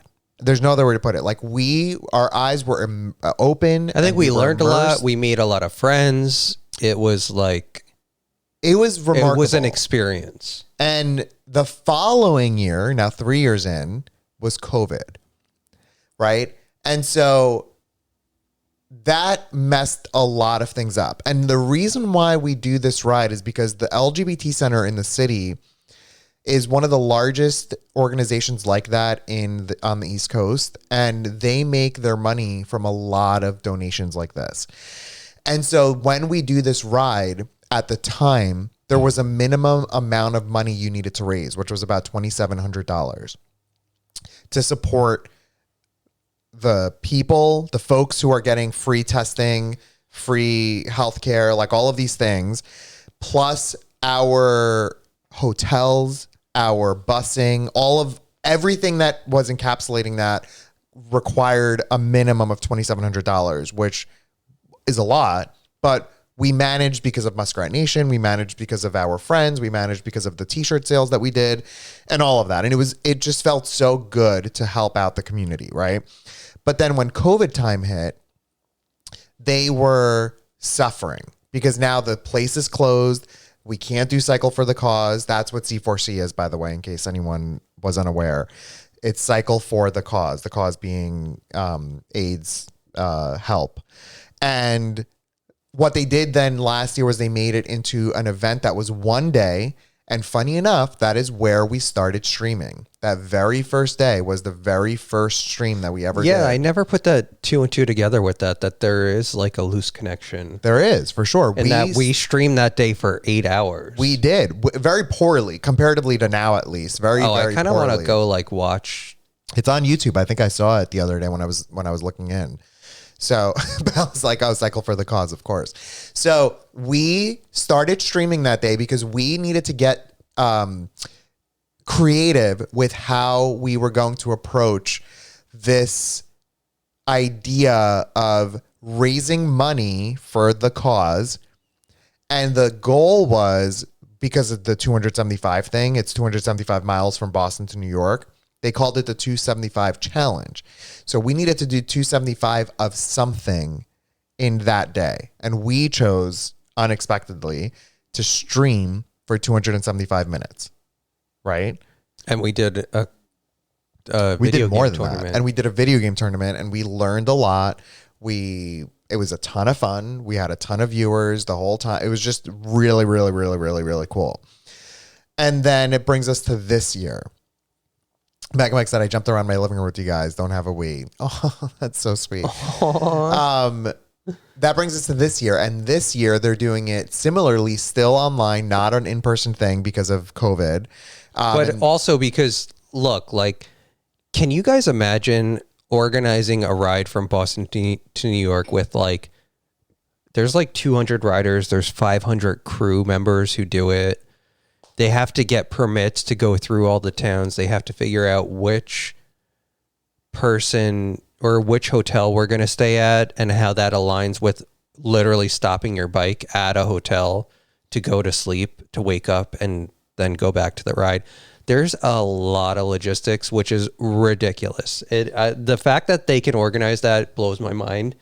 But yeah, well, I think David has a lot to play in that. Oh, totally. David is fantastic. Listen, you don't mess with a gay in their organization skills. But all of that happening, like, towns just aren't giving permits to ride bikes now. No, like, and that's just a fact of life right now. Until we get to herd immunity and all that stuff happens and people go get their vaccines, it's just not going to happen. And so for them to they literally, the day that the ride ends, the next day is like planning for the next year.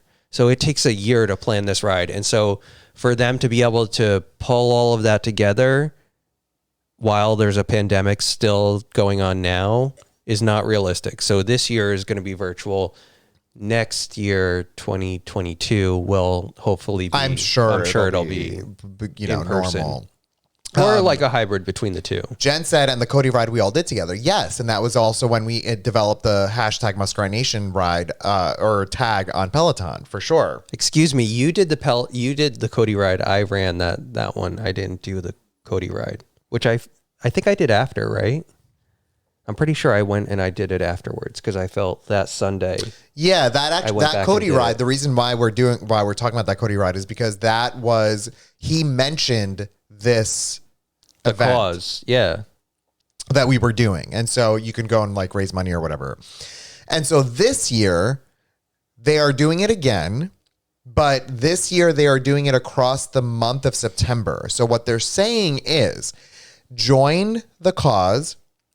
You can raise whatever money you want, however you want, right? Like whatever you can do. There's no minimum. Yeah, if it's $1 or it's $100,000, doesn't matter. Right. And the way they're describing it is that it's 275 of anything across the month of September. So like, do you want to do 275 miles on your bike? Do you want to write out 275 cards for people? Do you want to, I don't know.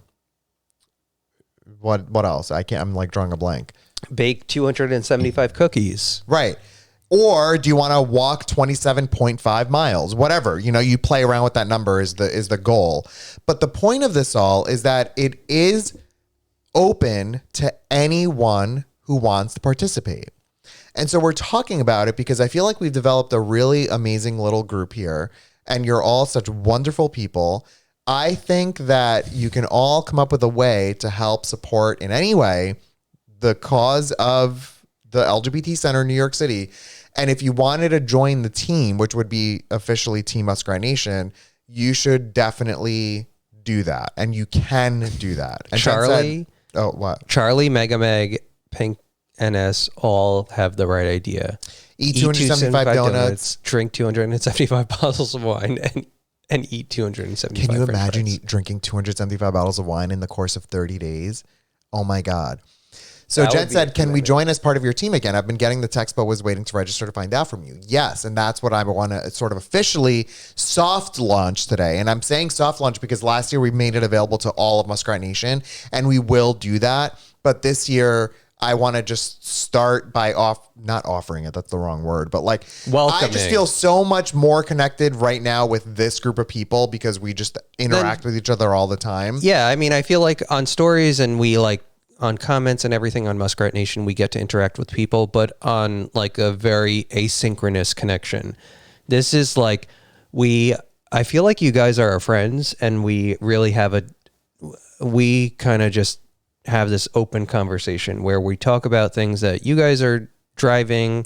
We talk about things that we want to talk about, but I just feel like it's like a really special community, and that kind of all plays into the same thing as Cycle for the Cause. Big time. It's the exact same thing. The community aspect of Cycle for the Cause is what I think drove us to continue to do it year over year. And I think that this community that we've sort of developed and nurtured and helped grow is phenomenal. Like, I look forward to these streams and I look forward to talking to you on Twitch and on Discord and all of these things. So we're your friends, cult followers. So what the point of this is that it's very creative, and it's up to you to decide what do you want to do that you can commit to doing for the month of September, and that's related to the numbers 275. What I mean by that is, maybe Heidi will say that if she joins, she's going to dye 275 colors of hair in a month. I don't know if that's insanity or what. Or help get 275 cats adopted. Oh my God, that's like phenomenal if you can do that. That would be crazy. Kathy, you can hug your cats 275 times. You can do that. That's totally up to you to decide what you want to do. The goal is ultimately to raise money as a fundraiser with no minimum. So what that means is, if you decided to say, and any hole though, and any what? Any hole is also the goal. Oh, right. I'm obviously any hole is the goal. as well. So if, what we're going to plan to do, I actually don't even really fully know yet, but I think we are going to incorporate exercise this year because we feel more comfortable going outside and riding our bikes and things like that. It'll be fun if we do some so we'll probably do a couple New York City rides. If we go live on Airstreamers or go live on Muskrat Nation while we're doing some of the rides and just show around the city, that'll be fun. Just totally to incorporate people. Jody, the goal is any hole. Yeah, see, Jody's on it. Heidi, just out of curiosity, if you dyed 8 colors, like let's say you did the rainbow and you did 6 or 7 colors a day, is that 275 if that was about 30 times 8? Oh my God, sharing Heidi. So Heidi, yeah, if you did I'm not going to put Heidi on the spot now, but something like that, because it's related to the rainbow, I think that would be so crazy to share in the little community and on Cycle for the Cause of look at what she's doing. No, not colored, colors. If you do one person would be eight colors. Yeah, that's what I'm saying. And the goal of the group, the motto of the group is any hole is the goal. Almost 46 days at 6 colors a day. Oh, right. So I would be wrong on that. But literally, whatever you want. I'm just saying. No, this isn't for Pride Month. This is going to be for September. It's early on. We're kind of soft launching this idea this is all of you. Yeah, there's a ton of time. We're just talking about it now because... The reason why I'm bringing this up is, and it's just so heartwarming to me that this happened, was I have very little direct support from my family in general, all of my family, excluding my brother and my sister-in-law. They're wonderful people. But in my whole of extended family, there's just very little true awareness and connection. And so growing up in Greece, when I was there, I got very close to 2 of my cousins, and they share the same last name as me. And my father and their father are brothers. And over the course of the past few years, we have developed a really close relationship between me, Chris, and the 2 of them on Instagram and Facebook.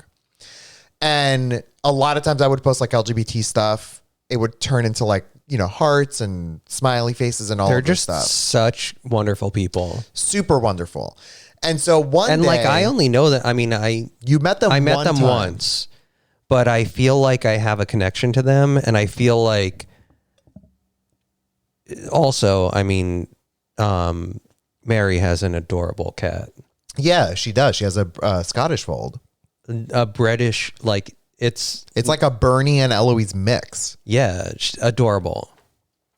But they're wonderful people. Yeah, they're phenomenal. And so across this past few years, I think we've realized that there's a direct connection / awareness of what our lives all are like.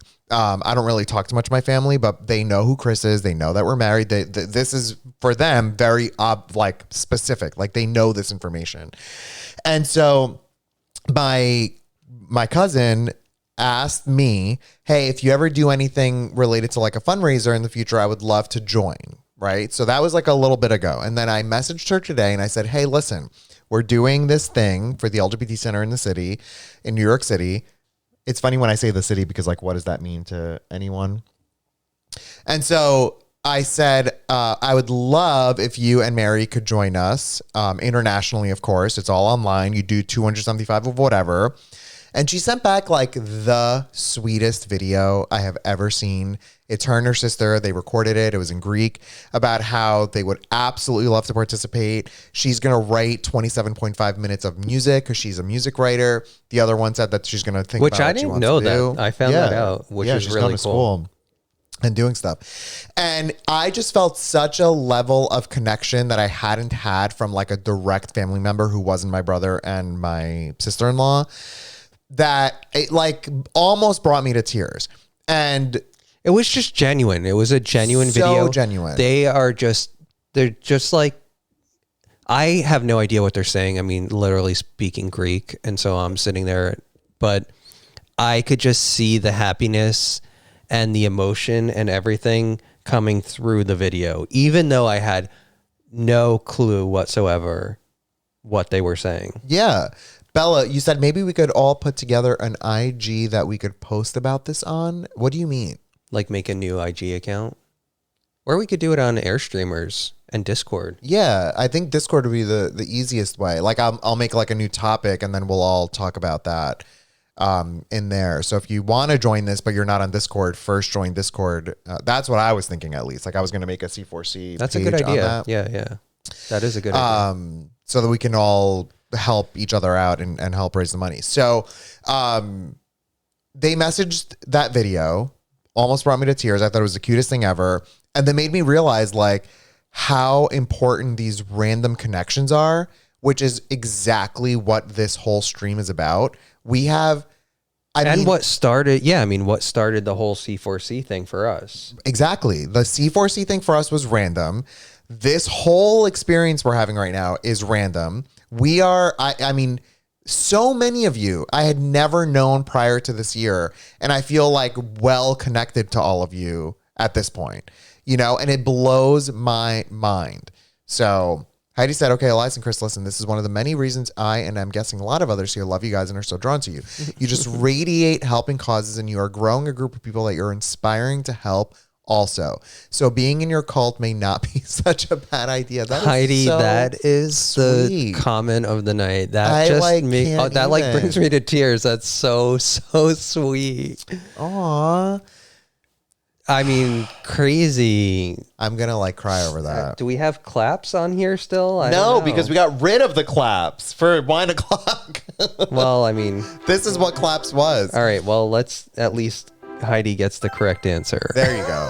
So Heidi said, I have a decent following on my Instagram page, so if that can help in any way, I will. I was just thinking of 275 minutes of walking. Yeah, that is very fine. Like if you did that. No, Jody said 275 miles on the tread. That's crazy. That's awesome. Is that like possible? I think so. If you do like, you would have to do. Oh no, because you do like 3 a day. That's like 10 days. Yeah. You could do that. But I think that's still a great goal of like. Along with any hole. I mean, that's another thing. I think the hole is the most important goal. And then the 275 miles. So, but then listen, if you did that, you literally can say the clap. Oh,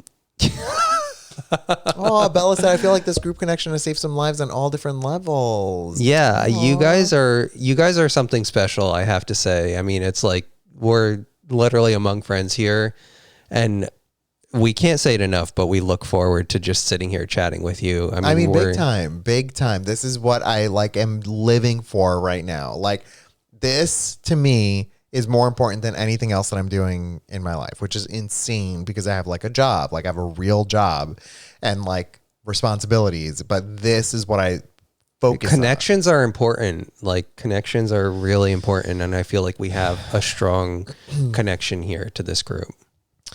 Well, with all of this said, the registrations are open. So whoever is into wanting to do it, but let's make the dream a reality.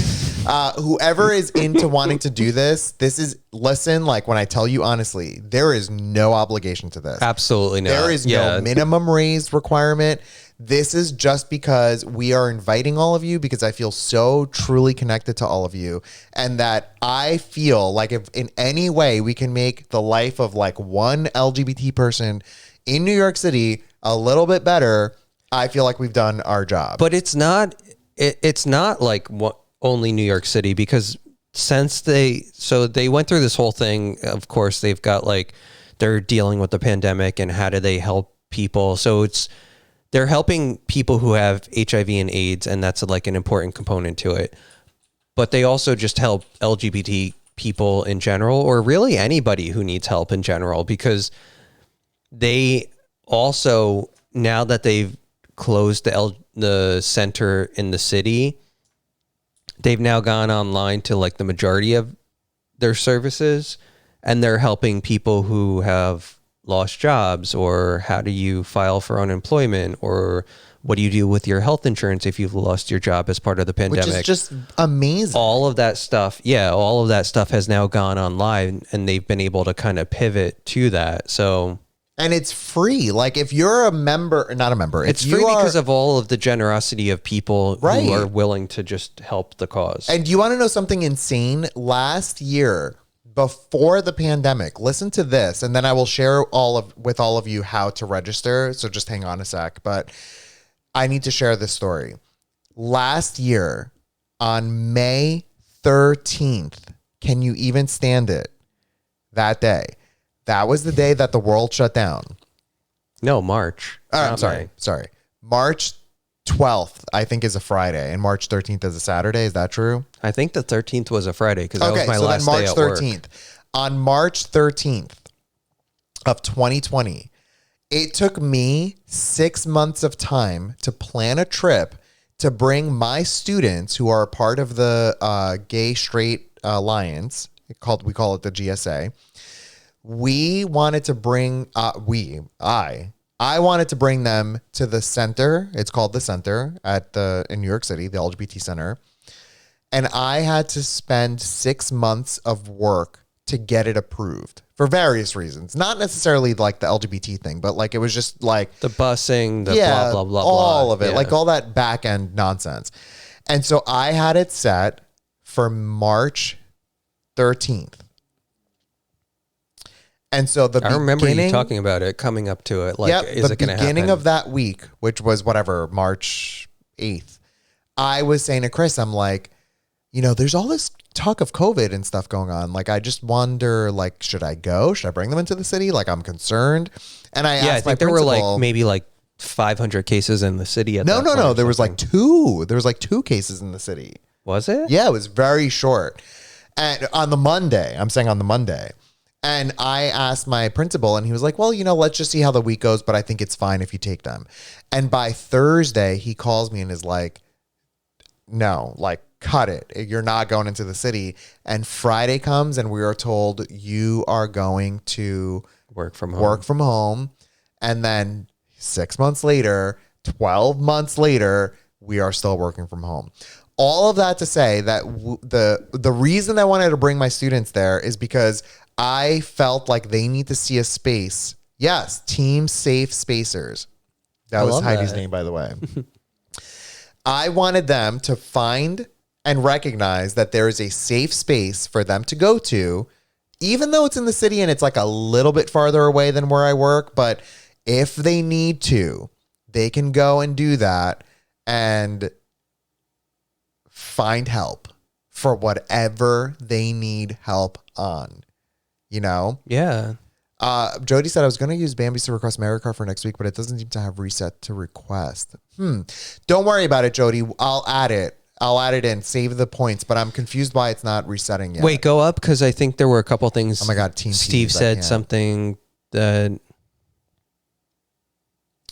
Troll butts make the dream work, I think. Hashtag Team Troll Butts. Can you let us know where to register? Team Troll Butts. I'm going to post the link right now. Can you wait? No, go to our page. It's Cycle for the Cause / Muskrat Nation, because I just want to see, because I want to make sure that people join our team, because obviously we're the best team and you don't want to join another team. Is it this / Muskrat Nation? I think so. No. Or is it muskratnation.cycle for the cause.org? No. Okay, I'm going to just do the regular link. No, go to muskratnation.com and find the link because it's on there to join the team. Why can't I see anything right now? We're doing it live, folks. We are also going to have new merchandise this year, which can help everyone involved. Go down. No, I don't think it's on here. Can I see the keyboard? Yeah, but all they'll need to do is search for the team. Yeah, like when they type in the team. Oh, here, sorry.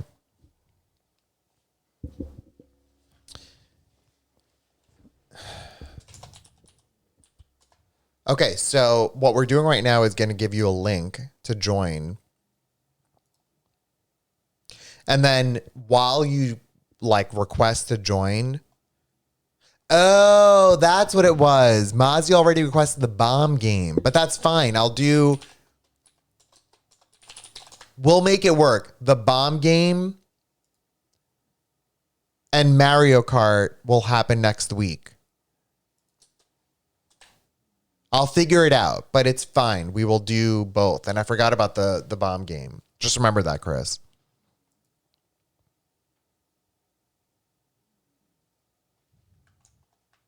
Is this it?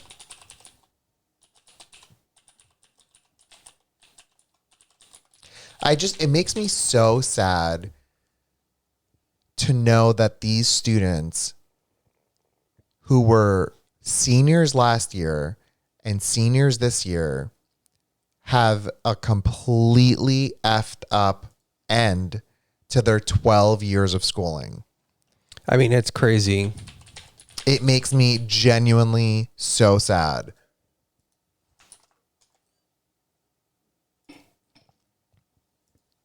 What are you doing, Chris?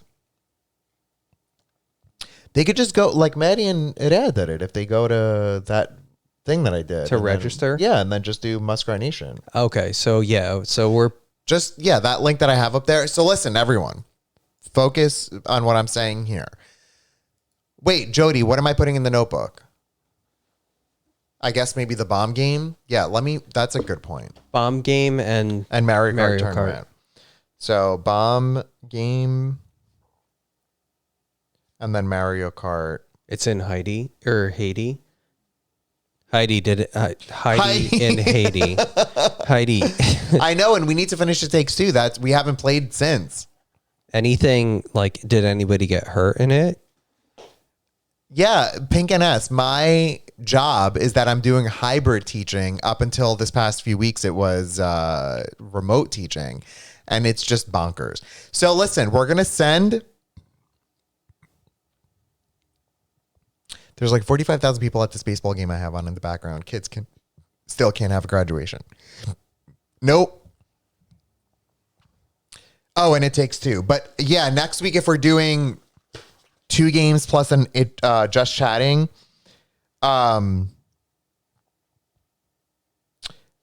Jody, what I might do is push the Mario Kart tournament into the following week.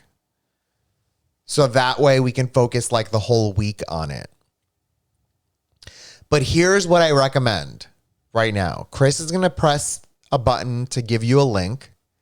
And on this link, you can join the team, the Muskrat Nation team for Cycle for the Cause, which they've rebranded as like the 275 challenge.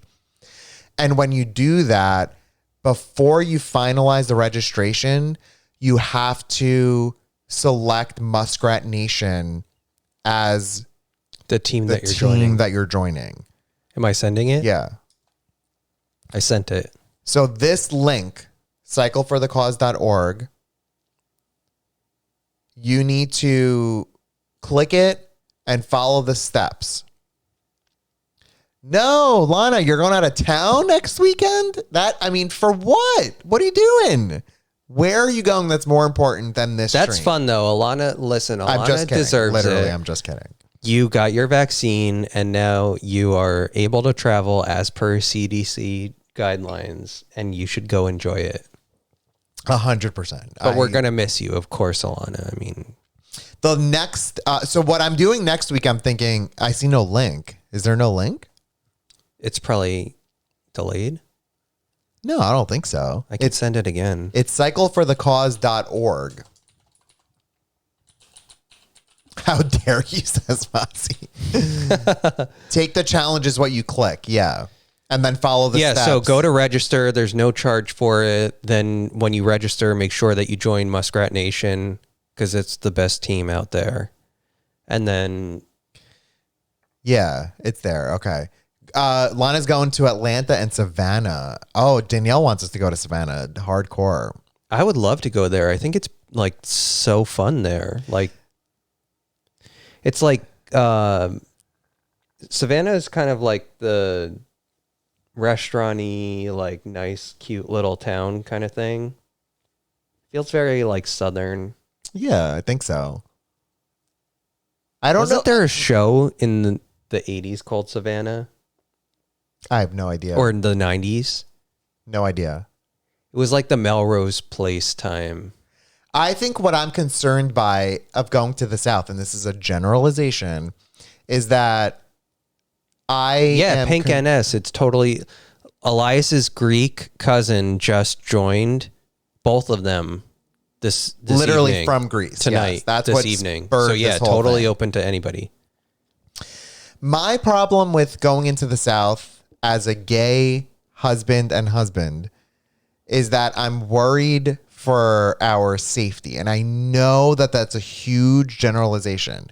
But I don't think just that's feel, a concern, though. I don't know. I just feel I think like certain parts, but I think also certain parts of northern areas are also the same. But did you see my eye roll right there? It was Yeah, very it was good. in cash register, guys. It was very good. But I feel like there are parts of, like, we drove all the way down to there, and I know, but are we creators?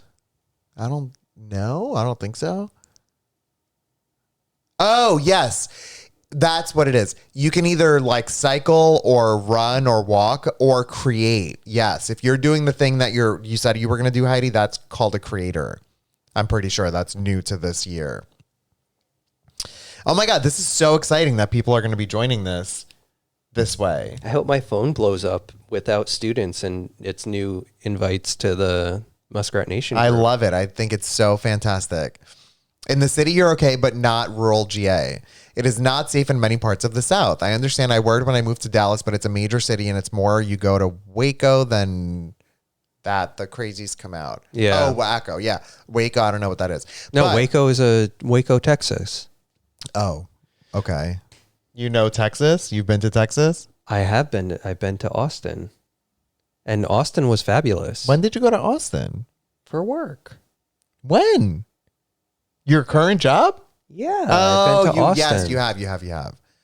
I loved Austin. It was fun, except for the traffic. They're like growing too quickly, and I feel like their infrastructure can't keep up with them. So last night we went out to this dinner in one town, and I work 3 miles away in another town, and our friends all live in the town that I work in. 3 miles. So we finish up dinner, and I put into my maps how to get to the other town. 48 minutes It was crazy. for 3 miles. And I'm like, what in the world? And so we did this other like really crazy roundabout situation, which cut it down to like 25 minutes. But even still, for 3 miles. But can I tell you that things always happen for a reason. We took that back way to get back to Leah's house, and we were riding on roads that we had ridden our bikes on because we had this stupid idea. Oh my God. But we were riding on these roads on the car today, and we were laughing about this previous story where we decided that we were going to ride our bikes from our house to Danielle's house. Which was 20 miles, which we're like, 20 miles we can do, but we didn't realize that it's like highway riding. Oh, Yeah, it was so dangerous. It was so bad. Yeah, we put into the ride with GPS. There's a map that somebody made that says this is how you can go from our town to Danielle's, like the vicinity of Danielle's house. Specifically Danielle's house, a stalker. And we said, yeah, let's do it. This is something that we're going to sign up for. And we started in the morning. And I'm telling you, we were like those idiots who were riding on like the side of the highway Oh, it on was our terrible. bike. Like, who thought that was a good bike path to provide? Lana said, I went there one time and all I saw was people holding anti-abortion signs. And the thing is, I want to go back, but for Joanna and Chip, they're so nice, but makes me nervous. I always think of it whenever people talk about Joanna Gaines and Waco. Yeah, that's Joanna and Chip too.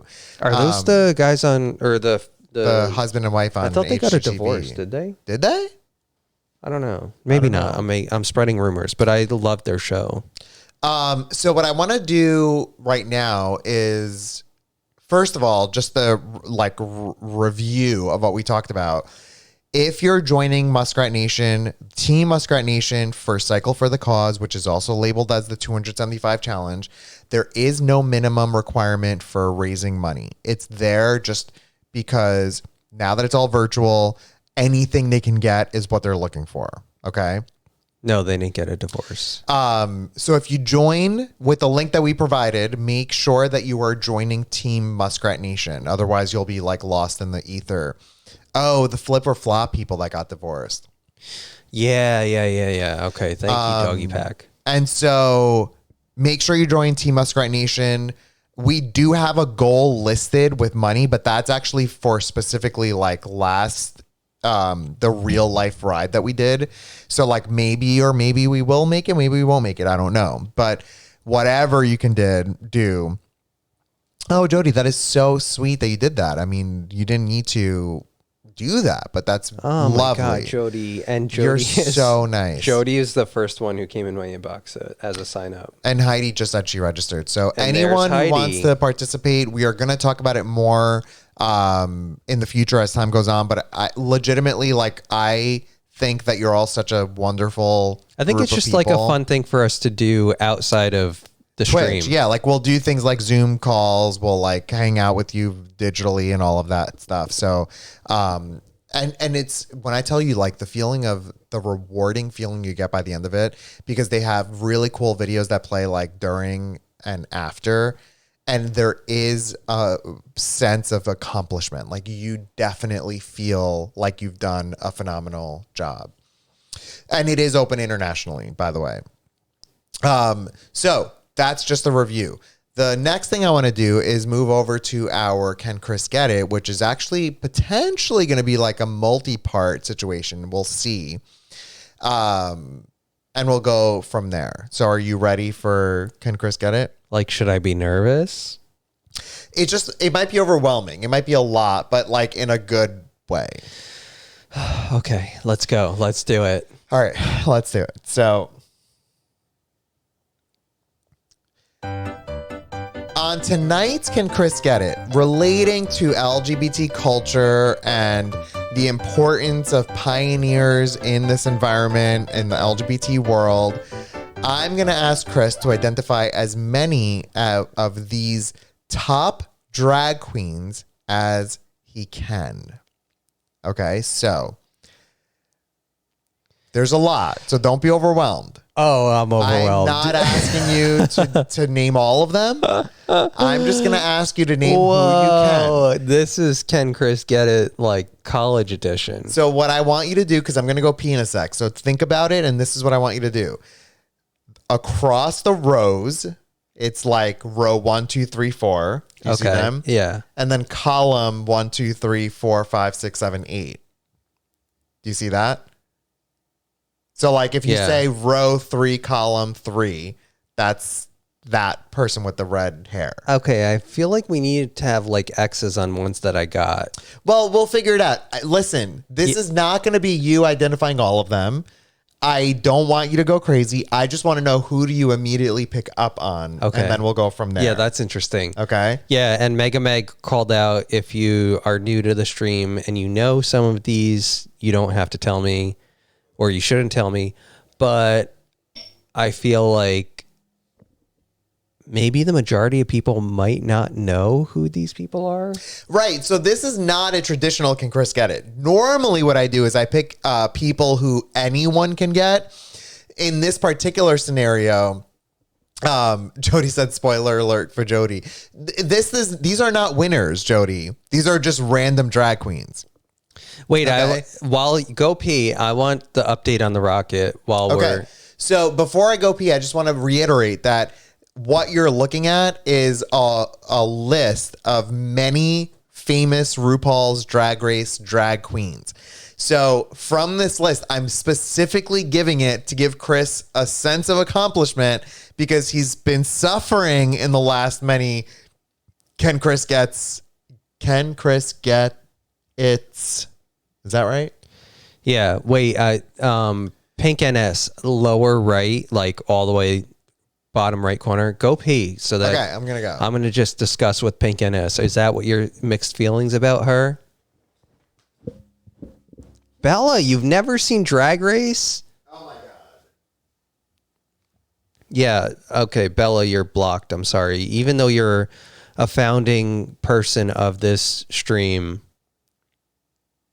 Yeah, I agree, Pink NS. The lower right, which I'll wait to reveal who it is until Elias comes back. But I agree with you. Mixed feelings totally. I feel like not a fan. Yeah, Bella, I think you need to watch. It's so good. It's so entertaining. Of course, Elias is the pop culture of this relationship. And so he tells me what the best things to watch are. And he's like, you need to watch Drag Race, or we need to watch Drag Race. And so we did. And I am forever thankful that he told me that.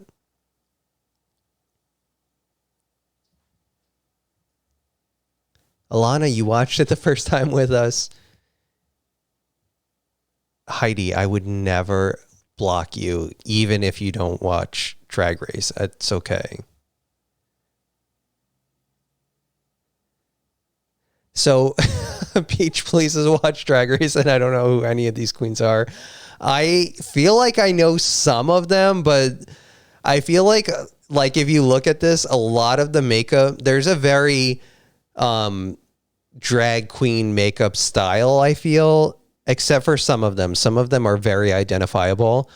Like one of them, I'll probably talk about that person first, because I think it's just they have a signature makeup style, but I feel like a lot of them very much look the same in how their makeup is done. Like you can see even right at the bottom row, there's like two with the exact same lip color. And then it's not a traditional lip color. Mega Meg said it seems like the rocket's waiting until it gets to China. Tater Tot. Oh, Tater Tot just discovered Jimbo. Bella, I yelled at Bella for never watching, and then I forgave Heidi for it. Bella, I still love you, of course. Doggy said, Doggy Pack, to be honest, I haven't seen most of the stuff Elias comes up with for Can Chris Get It? Oh, really? Because the other things I felt were, like, fairly popular.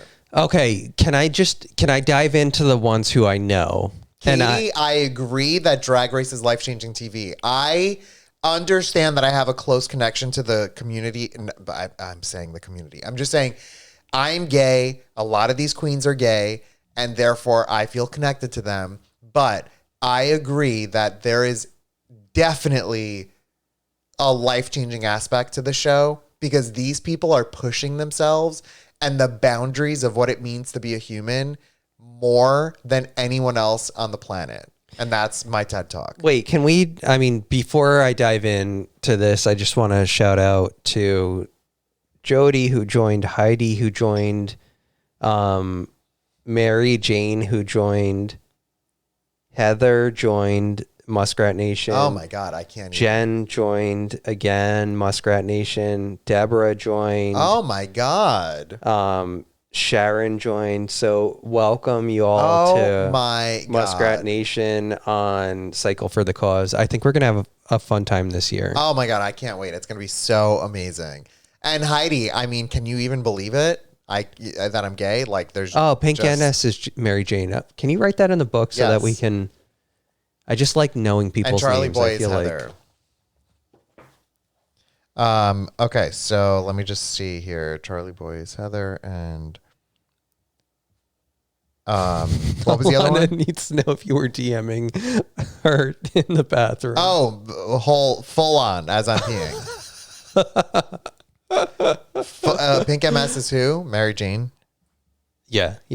And Charlie Boy is Heather. Yeah, I got that. Legit, as I'm full-fledged peeing, I am DMing okay, you. so let's just dive right into this. You know, it's funny. I thought that at the moment I was like, oh, I'm going to respond to her. And the moment I did, I realized that you probably are going to be aware in that moment that I'm actively peeing. We need to, I'm not going to get through all of them. No. I don't expect or want you to get through all of them. But I think that try to identify like at least 5 that you just pick up on. Okay, lower right is Gia Gunn. Correct. And I think she is like not, I don't feel like she's a nice person. I agree. Gia Gunn, fun fact, she is now a trans woman. And she was one of the first drag queens to be on the show of Drag Race as a trans woman. And early on, my brain was like, but wait, isn't drag all about like a man dressing as a woman? And I felt so naive to the whole thing until I realized, as I've watched more and more of the show, that it's just an art form and that no matter what gender you identify as or what sex you are or any of it, anyone can be a drag queen. That's the whole point. And I didn't understand immediately that about Gia Gunn, but now I do. Is Alaska above Gia? That is Alaska, correct. Alaska, what's her last name? Thunderfuck. Yep, there we go.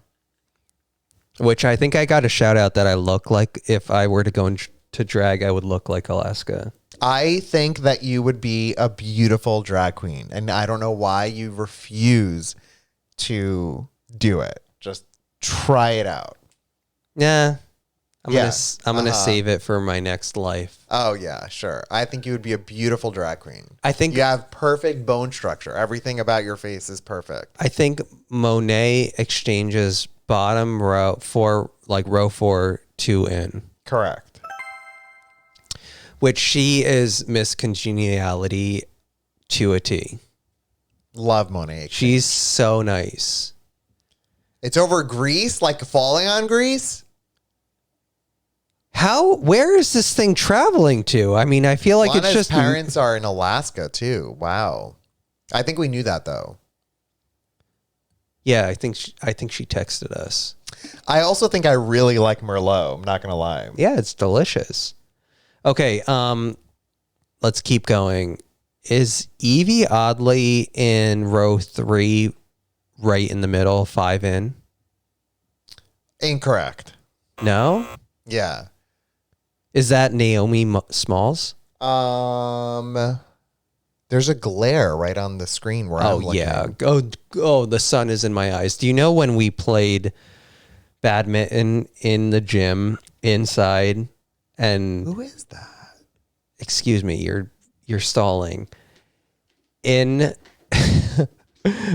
We would play, I hated gym. It was terrible.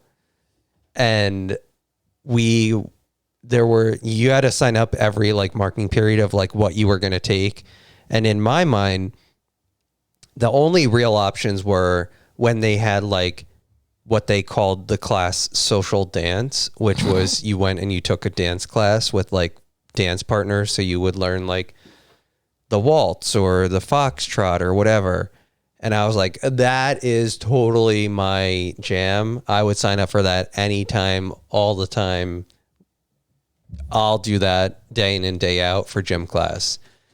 Then they had my second option was tumbling, which was like fake gymnastics. So you would kind of just roll around on like a mat somewhere, and that was tumbling. But then like all the guys were like, oh, we're going to go play football and basketball and all these other things. And my third choice was badminton, because that was, again, something that was like minimal effort, minimal skills, I felt. And so all I remember is when I was with my friends playing badminton for that semester or that marking period that we played, and we were swinging. I was swinging at it inside. This was inside the gym. We were playing badminton, and they were yelling at me because I missed the shuttlecock, which is what's played in. I mean, what is that name? And I said the sun was in my eyes, and it was just a joke for the rest of high school that I said the sun was in my eyes, and that's why I'm inside the gym. We are only doing 5, and that was 3. So is it Naomi Smalls in the middle? It's not. I just looked it up. I don't remember this person. I think Jody would remember this person because this was early on. Okay. Well, I'm going to skip that person. Yeah. It's Trinity Bonet. No, I don't remember Trinity K. Bonet, way early on. Okay, Just so focus on people that you know, because there's definitely people on there, and that was 3 you've done so far. So second row, 7 in is Katya. Yes. But I don't know her full name. It's crazy. Is fantastic. Totally fantastic. I think she's like our type of humor. Oh, she's so good. She's so good. Watch her on things. She's fantastic. And Evie Oddly is actually the first one, I think. Mm-hmm. Yeah, totally. Yeah. I see Evie Oddly in that. And do one more. I hear her laugh, actually. Yeah, me too. Totally. And 3 in from the first row is what I was talking about. No, don't bang it yet. Excuse me. But what I was saying is a lot of their makeup styles kind of mesh together, I feel. But I think that this queen in particular has a very distinct makeup style that's maybe not appealing at the onset, but that I think it's identifiable and it's a brand, and I respect her for that. And that is, now I can't think of her name. Oh my God. Yes, Lana, they are all queens from RuPaul's Drag Race. Oh my God. It's what I built up to it, and now I can't think of her name. The thing, you know her name, you're just being like silly. But the thing about all of these queens right here is that they are considered the top queens. I kind of think, I found this article and this all is related. These queens existed before Ru. It's just that with RuPaul's Drag Race as a platform, they were able to sort of like reveal themselves and shine to the world. And then, are you looking it up? No, I'm not looking it up. Why can't I think of her name? And what's wrong with my brain? I know her. I went on a whole tirade about how wonderful her makeup is. Steve said, another quote of the night, the Rocket needs a gift sub to the channel if it lands over Mar-a-Lago. Oh my God. I'm buying everybody subs if it lands on that awful plot. I would spend $1 million on subs if it hit Mar-a-Lago, said Jody. Christopher. Can you just give me a hint? Because I'm telling you, it's not. Blank are for kids. Trixie Mattel. My God. Why was I thinking like Mothra or something? Because her eyes look like a moth to me. Saw a truck flying a huge Trump 2024 flag today. Oh my God. Okay, so that's 6 that you did. Now, just do a quick little scan. Oh, wait, I know to the right of Trixie Mattel is Tammy Brown. Yes. Good job. So, listen, many of you may be unaware of what this Can Chris Get It is, but understand that Chris just got a lot of these folks. And that's remarkable because Chris really never gets anything. And so the fact that he's so sure of who these people are. Oh, to the left of Katya is Latrice. Yes. Good job. See, this is what I'm saying. When you get Chris to know what something is, he knows what it is. Listen, people, the important stuff I know. Who even really knows who Liv Tyler is? She's Anne Hathaway. Exactly. That's what I've been arguing this whole time. Yeah. Who even really knows who Hugh Graham is? Or Philip the Wizard? Philip the Wizard. Edward Eisenhower. Nobody knows these people. Next to Katya, come on, you can do it. To the other side of Katya. Pink NS, give me a hint. I hear her voice. I can see and hear her voice. She has very flat hair, which is surprising. No, it's not hair. She has a wrap on her head. Oh, I thought Oh that my was pink God. hair. Yeah, she was a winner. Or Bruce Willis. Literally no one knows. I thought Bruce Willis was so handsome. So hot. In Pulp Fiction, there's a brief moment where you can see like a little bit of his penis. And I tried pausing it on the tape that I had. But with tapes, you can't do that. So I don't know who that is. do you remember the name of what's her face's Aladdin and Jasmine Masters? Jasmine? No. Okay, No, it's not Jasmine I Masters. know. Jasmine's tiger. Raja. Yeah, there we go. You got it. Good job. What season? I don't remember the season, but I know it's Raja. Third row, 2 in. Is that Tamia?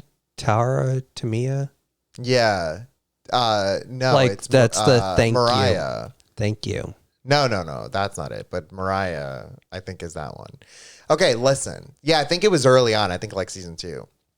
I used Drag Race to help teach my nephew at a young age about the gay community, and love is love no matter what. Yes. Listen, Oh my God, Chrissy, I love there are that. moments in Drag Race where when they talk about their families and stuff, it makes my heart just crumble because it's so relatable and I can totally understand what these girls are going through. And it's so upsetting. Oh my God, to the left of Gia is Adore Delano. Yes. Good job. You got it. Oh my God. Yeah, party. Exactly. So we have survived the stream. The rocket has not launched on us. But if it was in Greece a few minutes ago, yeah, Chrissy, it totally brings me to tears all the time. It's just the way they talk about their family's acceptance of them is unacceptable. That this is what we all are dealing with. You know, and these... Oh, wait, I just want to shout out Kyle for joining Muskrat Nation too. Aww. Thank you. Yes, who was that? Why can't I think of her name? That's Tatiana. Tatiana. Yeah, Tatiana. I don't think she's up there, is she? I'm doing a quick little scan. I don't see her. So thank you all so much for joining on another episode of Airstreamers. And next week, we're going to be playing the bomb game, plus probably It Takes Two, plus another Just Chatting. And we've got a lot on our following week, past that, I'm going to have another organized Mario Kart tournament. So next week we're playing the bomb game because of Bella, and then the following week we're going to play the Mario Kart because of Jody and Doggy Pack. And it's going to be a tournament similar to what it's been, what it was like a few weeks ago. So. Oh my God. I don't know if I should be happy or bummed because I really wanted Bernie and Eloise. LOL. Just kidding. Glad you guys are still there. That's so funny. So, you know what's funny about the cheddar emote? That it hits into the bottom of the top emote. You see that? I love that. His head tilt is taking over. So Mozzie's closing us out. Jody, again, thank you for the subs, and thank you all for joining the Muskrat Nation team. Type in the link once more because Kathy wants to know. What is it? Cycleforthecause.org. Cycleforthecause.org should bring you to it. And again, can you post the link in Discord, please? Yeah, I'm going to make another C4C topic in Discord. If you are not a part of Discord, there's a link right there that happened because of Heidi. Click and join that so that you have information about that as well, too. In the Sea of Crete. Your people, Elias. How, though? Because it was just in Greece. Yeah, well, it's taking its circle, time. like, again? Like the whole Earth again? Because if that's the case, it's going to land anywhere. There's no... No. Heidi said it was in Greece. So if it was in Greece and then it went all around the world again back to Crete, then it's literally just doesn't matter. No, normal orbit, I think, is 90 minutes. Yeah, but Heidi posted that it was in Greece like 30 minutes ago. Yeah, so we have another hour before it crashes into Crete. Okay, so with all of that said, have a good night, everyone. Have a good night. Close your windows so that the Chinese rockets don't come in and we'll see you on Tuesday. And hopefully none of you get hurt from the Chinese rockets. And if you do, I hope you have a speedy recovery. And I hope you don't have too much damage in your home. But yeah, we will see you on Tuesday, and I hope you have a lovely weekend. Thank you so much to everyone who has joined. And if you haven't joined, consider joining because it'll be a ton of fun. And we'll see everyone soon. Thanks for joining another episode of Airstreamers. See you all. Bye. Thanks.